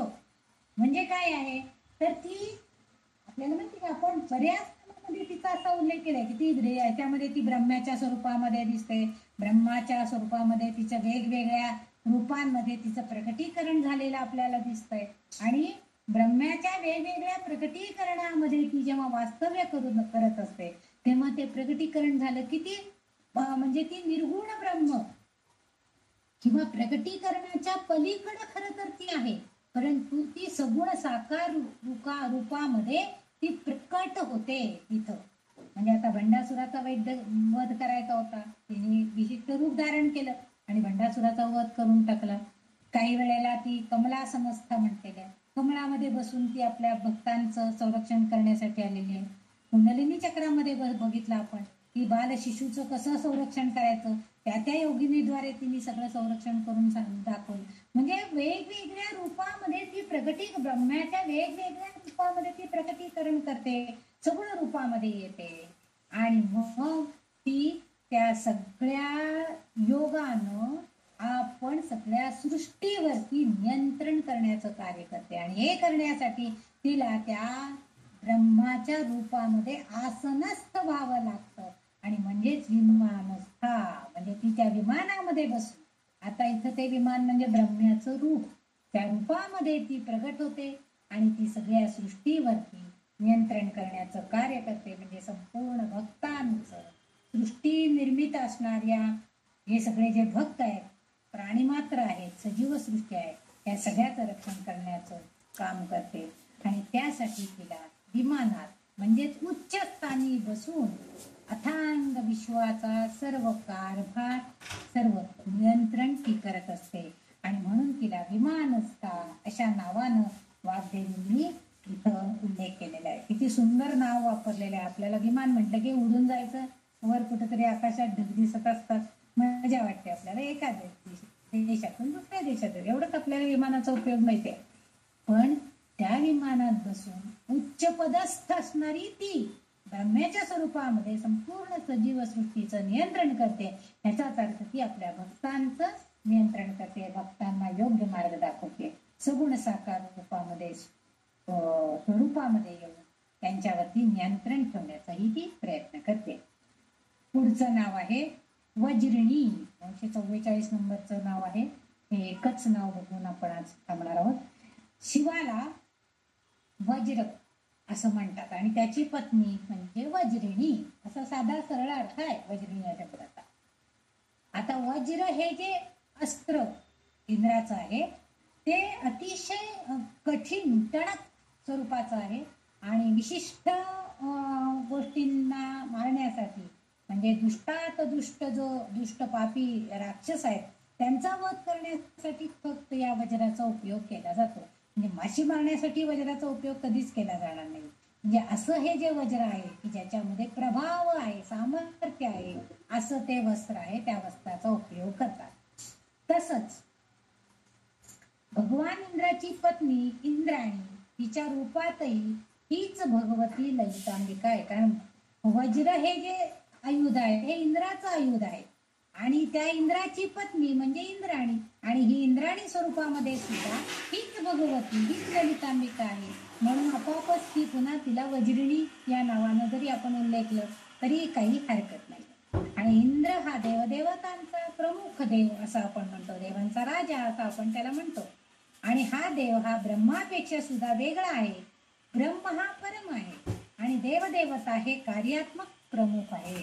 इतर जे देवदेवता आहेत त्यांच्याकडे काय केलेलं आहे, त्यांना एक एक कामं वाटून दिलेली आहेत, एक एक कामं दिलेली आहेत प्रत्येक देवाला. वरुण देवाला, अग्निदेवाला, इतर सगळ्या देवांना त्यांनी एक एक कामं वाटून दिले. प्रत्येक जण आपले आपलं काम व्यवस्थितपणे पार पाडतो. म्हणजे राजा जसं प्रधान मंडळ नेमतो आणि प्रत्येकाला एकाने कारभार बघायचा, एकाने पैसा अडकायचा व्यवहार बघायचा, एकाने सगळ्या नगराचं राज्याचं हालचाल बघायची, युद्धाचं एकाने बघायचं, हे सगळं जसं आपण म्हणतो पंतप्रधान मंडळ म्हणतो तसं हिने सगळ्यांमध्ये एक एक काम वाटून दिलेलं आहे. आणि इंद्र हा कसा आहे, प्रमुख राजा आहे आणि तो सगळ्यांवरती कारभार करतो. पण त्याच्याही वरचं कोण आहे तर ही ब्रह्मा स्वरूपामध्ये आहे. म्हणजे ललितांबिका इंद्राला सुद्धा तिने ते काम वाटून दिलेलं आहे म्हणून तो ते काम करत असतो. मागच्या काही नामांमध्ये आपण बघितलं की इंद्र स्वतः सुद्धा, विष्णू सुद्धा, ब्रह्मा सुद्धा हे सगळेजण तिची पूजा करतायत, तिचं अर्चन करतायत असंही नामामध्ये वर्णन केलेलं आहे. याचाच अर्थ असा की ह्या ब्रह्म स्वरूपामध्ये असणारे परम आहे आणि त्यामुळं अग्नीचा देव, वरुण पाण्याचा स्वामी, अशा प्रकारे इंद्र हा या सगळ्यांच्यावरचा प्रमुख आहे. लक्ष ठेवून आहे हे सगळे काम आपापलं योग्य रीतीने करतात की नाही. आता इथं त्याचा या वज्र या आयुधाचा आणखी उपयोग असा आहे, हे जे आयुध आहे हे वज्र दधीची नावाचे एक ऋषी होते आणि त्यांच्या हाडांपासून हे वज्र तयार केले गेलेलं आहे असं म्हटलं जातं. आणि मेघगर्जना नावाचे शक्तिशाली शस्त्रही हे इंद्राकडे आहे, ते सुद्धा असंच निर्माण झालेलं आहे. त्याच्यामध्ये अफाट अशी शक्ती आहे. म्हणजे दधीची ऋषींच्या हाडांपासून, ते ऋषी अतिशय प्रभावशाली, सामर्थ्यशाली, ज्ञानाने संपन्न असे होते आणि त्यांच्या हाडांपासून ते, म्हणजे बघा त्या हाडांपासून बनवलेलं हे अस्त्र म्हणजे अस्त्र आहे, शस्त्र आहे. त्याचा उपयोग हा इंद्रदेव करत असतो. आता इंद्राकडे हे जे शस्त्र आहे ते त्या शस्त्राच्या साह्यानं दुष्टांचा, पापी लोकांचा नाश केला जातो. आणि वेळेला ही जी ललितांबिका आहे ही ते वज्र सुद्धा आपल्या हातामध्ये घेते. आपल्याला माहितीये की जेव्हा राक्षसांचा निपात करण्यासाठी सगळे देव हरले म्हणजे देव सगळ्यांना देवांना शक्य होईना, आणि त्यावेळेस त्यांनी सगळ्यांनी आपापले अस्त्र या शस्त्र ती सगळी देवीला देऊन टाकली. आणि त्यांनी सांगितलं की बाई आता तूच लढ या असुरांशी आणि त्यांचा निपात कर. त्यावेळेस अशा तऱ्हेचं वज्र सुद्धा इंद्रानं या देवतेला दिलेलं होतं. आणि तिने त्याचा वापर दुष्टांचा, पापी लोकांचा नाश करण्या, आणि त्यामुळं तिच्या हातामध्ये सुद्धा वज्रासारखं आयुध आहे ललितांबिकेच्या. आणि तिचं नाव वज्रयोगिनी, वज्रेश्वरी अशी नावं पडलेली आहेत. बौद्ध धर्मामध्ये ह्या बौद्ध देवी म्हणून या नावानं त्यांचा उल्लेख बऱ्याच ठिकाणी केलेला आढळतो आपल्याला. कठोपनिषदामध्ये असं म्हटलेलं आहे की ब्रह्म हा एका वज्रासारखा कठीण आहे. म्हणजे ब्रह्म जे आहे, ब्रह्मांड जे आहे, ज्याचं निर्मिती झालेली आहे, ती एकमेव देवता जी आहे, प्रलय कालानंतर निर्माण करणारी ही देवता, तर ही कशी आहे? कठीण आहे, वज्रासारखी कठीण आहे. आणि तो ब्रह्मा म्हणजेच ललितांबिका जेव्हा सृष्टीतील विहित कर्म, म्हणजे जसं इंद्र राजा म्हणून सगळ्यांना एक एक एक एक काम वाटून दिला देवदेवतांना, तसं सृष्टीमधल्या सगळ्यांना या ललितांबिकेनं एक एक कर्म वाटून दिलं. आणि त्या देवदेवता, आता इथं इंद्र म्हणजेच इंद्राचं राज्य, तसं हिचं ललितांबिकेचं राज्य, हिच्या हातामध्ये ते आयुध आता आलेलं आहे. आणि अशा वेळेस ती काय करते तर ह्या सगळ्यांना, हे सगळे देवदेवता आहेत, म्हणजे अग्निदेव आहे, वरुण देव आहे, ह्या सगळ्यांच्याकडे काय करते, एक एक एक एक काम वाटून देते की तुम्ही हे सगळं सांभाळायचंय. हे कुबेराला सांगते तू संपत्ती सांभाळायची. पण हे सगळं काम, हित काम योग्य रीतीनं पार पडतायत की नाही, ते आपलं कर्तव्य पार पाडतात की नाही, हे जेव्हा ती बघत असते, म्हणजेच ती त्यांच्यावरती एक शासक म्हणजे एक नियंता म्हणून त्यांच्यावरती काम करत असते. ती शासन योग्य चाललेलं आहे की नाही. मग समजा त्यांच्याकडनं जर काही गडबड झाली, म्हणजे समजा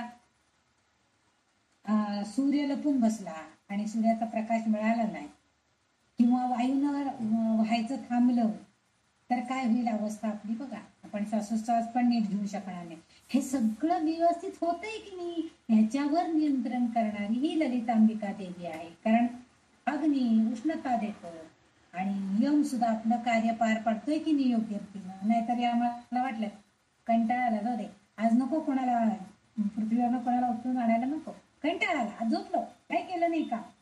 पण असं चालणार आहे का? नाही. त्यांना जी विहित कर्म दिलेली आहे ती योग्य रीतीने होतात की नाही. म्हणजे सृष्टीमध्ये विश्वात घडणारी प्रत्येक कृती ही कुठल्या तरी देवदेवतांच्या नेतृत्वाखाली होत असते.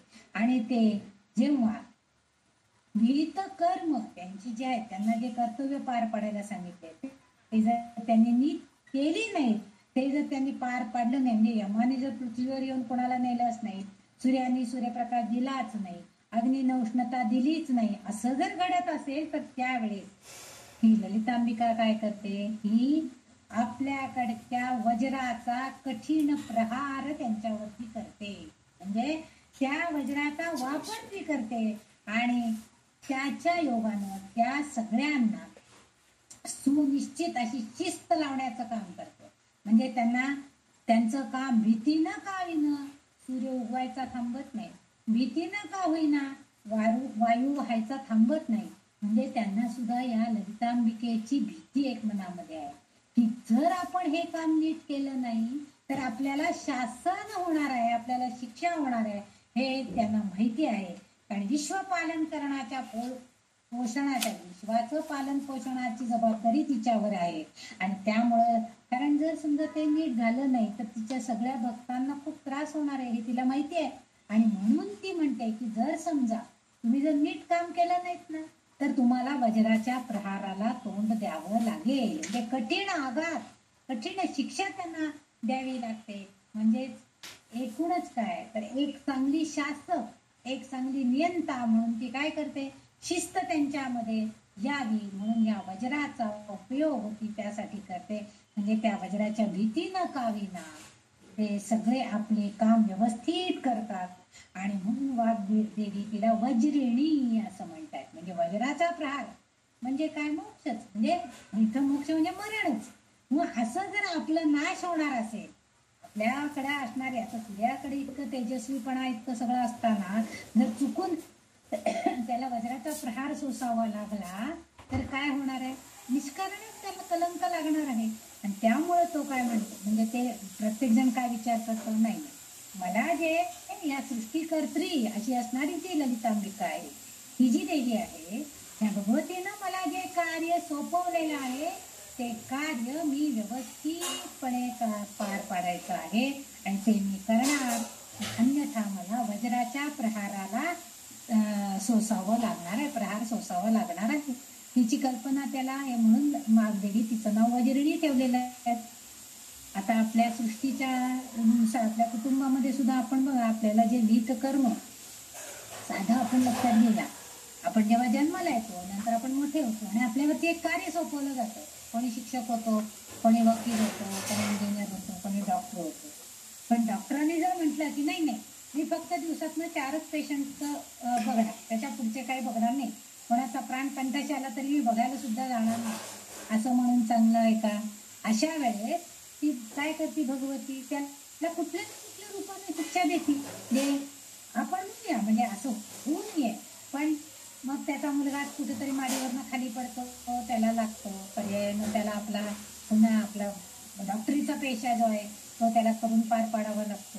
म्हणजे अशा तऱ्हेनं आपण सुद्धा आपलं जीवन जगत असताना आपण जर आपली विहित कर्म करण्यासाठी चुकलो, म्हणजे तिनं आपल्याला सांगितलं ध्यानधारणा करा, भक्ती म्हणून भक्ती करा. भक्ती म्हणजे सगुण भक्तीमध्ये सुद्धा अर्चन पूजन, आपल्याला नवविधा भक्तीचे प्रकार त्यांनी सांगितलंय. कीर्तन करा, अर्चन करा, दास्य भक्ती करा, कुठलीही भक्ती करा, आत्मनिवेदन करा. आत्मनिवेदन तर फार चांगलं आहे की आपल्यातल्या चुका आपल्याला आत्मनिरीक्षण केल्यावर कळतात आणि मग तिच्या पुढची निवेदन करायचं, माझ्या हातनं हे चुकलं पण मी पुढच्या वेळेस नाही असं करणार. ही जी आहे ही वृत्ती आपल्याकडे यायला पाहिजे. आणि हे आपल्याकडनं झालं ना तर भगवती देवी आपल्याला निश्चितपणे कुठला ना कुठला बडगा आपल्या पाठीमध्ये घालते आणि आपल्याला पुन्हा सरळ करते.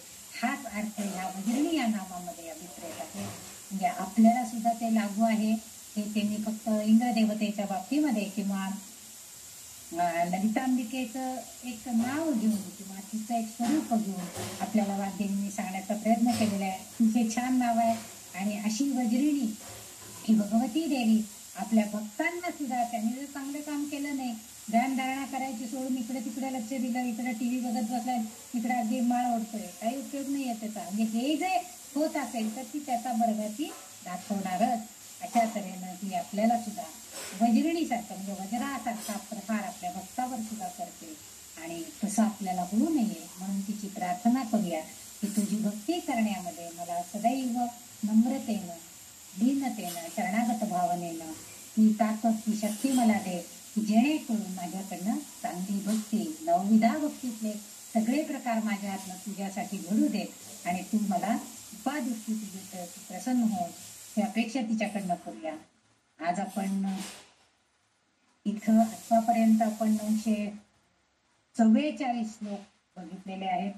श्लोक नाही, नाम बघितलेले आहेत. आणि पुढचे नाम आपण उद्याच्या भागामध्ये बघूया. आणि आतापर्यंत जे मला त्या नामांमधनं अर्थ कळला तो मी तुम्हाला सगळ्यांना सांगितलाय. जे ती नामांची खूपच अर्थपूर्ण आहे हो, तेवढं ज्ञान माझ्याकडे तरी नाही आहे. त्यामुळे माझ्या अल्पबुद्धीला जे स्मरलं, जे कळलं ते मी तुम्हाला सांगण्याचा प्रयत्न केला. मी सगळ्यांनी श्रोतृवर्गानं अतिशय शांततेनं खूप छान ऐकून घेतलंय. खूप छान वाटलं मला सुद्धा सांगायला. आजची काही नावं मला स्वतःलाच खूप आवडली आणि खरंच छान आहे. आणि ती आपल्यावरती ती जशी तिच्या भक्तांवर कृपा करते तसाच एक साधक भक्त आपण बनण्याचा प्रयत्न करूया. हीच तिच्याकडे आपण अपेक्षा करूया, तिच्याकडे हीच प्रार्थना करू. आज आपण हे माझं जे थोडंसं काहीतरी मला सांगायचा मी प्रयत्न केला, नामाचा अर्थ तो मी तिच्याच चरणी सेवा अर्पण करते आणि आज इथंच थांबते. उद्याच्या भागामध्ये आपण पुढच्या नामांचा अर्थ बघूया. 945 नावापासून पुढे आपण बघणार आहोत. फक्त 55 नामं तिची राहिलेली आहेत. 1000 नावाचा टप्पा आता थोडाच राहिलेला आहे आणि आपण लवकरात लवकर तो संपवण्याचा प्रयत्न करणारच आहोत. तुमच्या सगळ्यांचं जे सहकार्य, तुमच्या सगळ्यांचं ऐकण्याची जी मनोवृत्ती आहे, त्यामुळे मला तरी हे अभ्यास करून सांगण्याची छान बरं वाटतं, ती उमेद मला मिळते आणि मी प्रयत्न करते. थोडक्या शब्दात का होईना पण त्याचा अर्थ सांगण्याचा प्रयत्न करते. ते तुम्ही शांत चित्ताने ऐकता त्याबद्दल पुन्हा एकदा मस्त धन्यवाद. जय जगदंब, जय भगवती देवी, जय ललिता, जय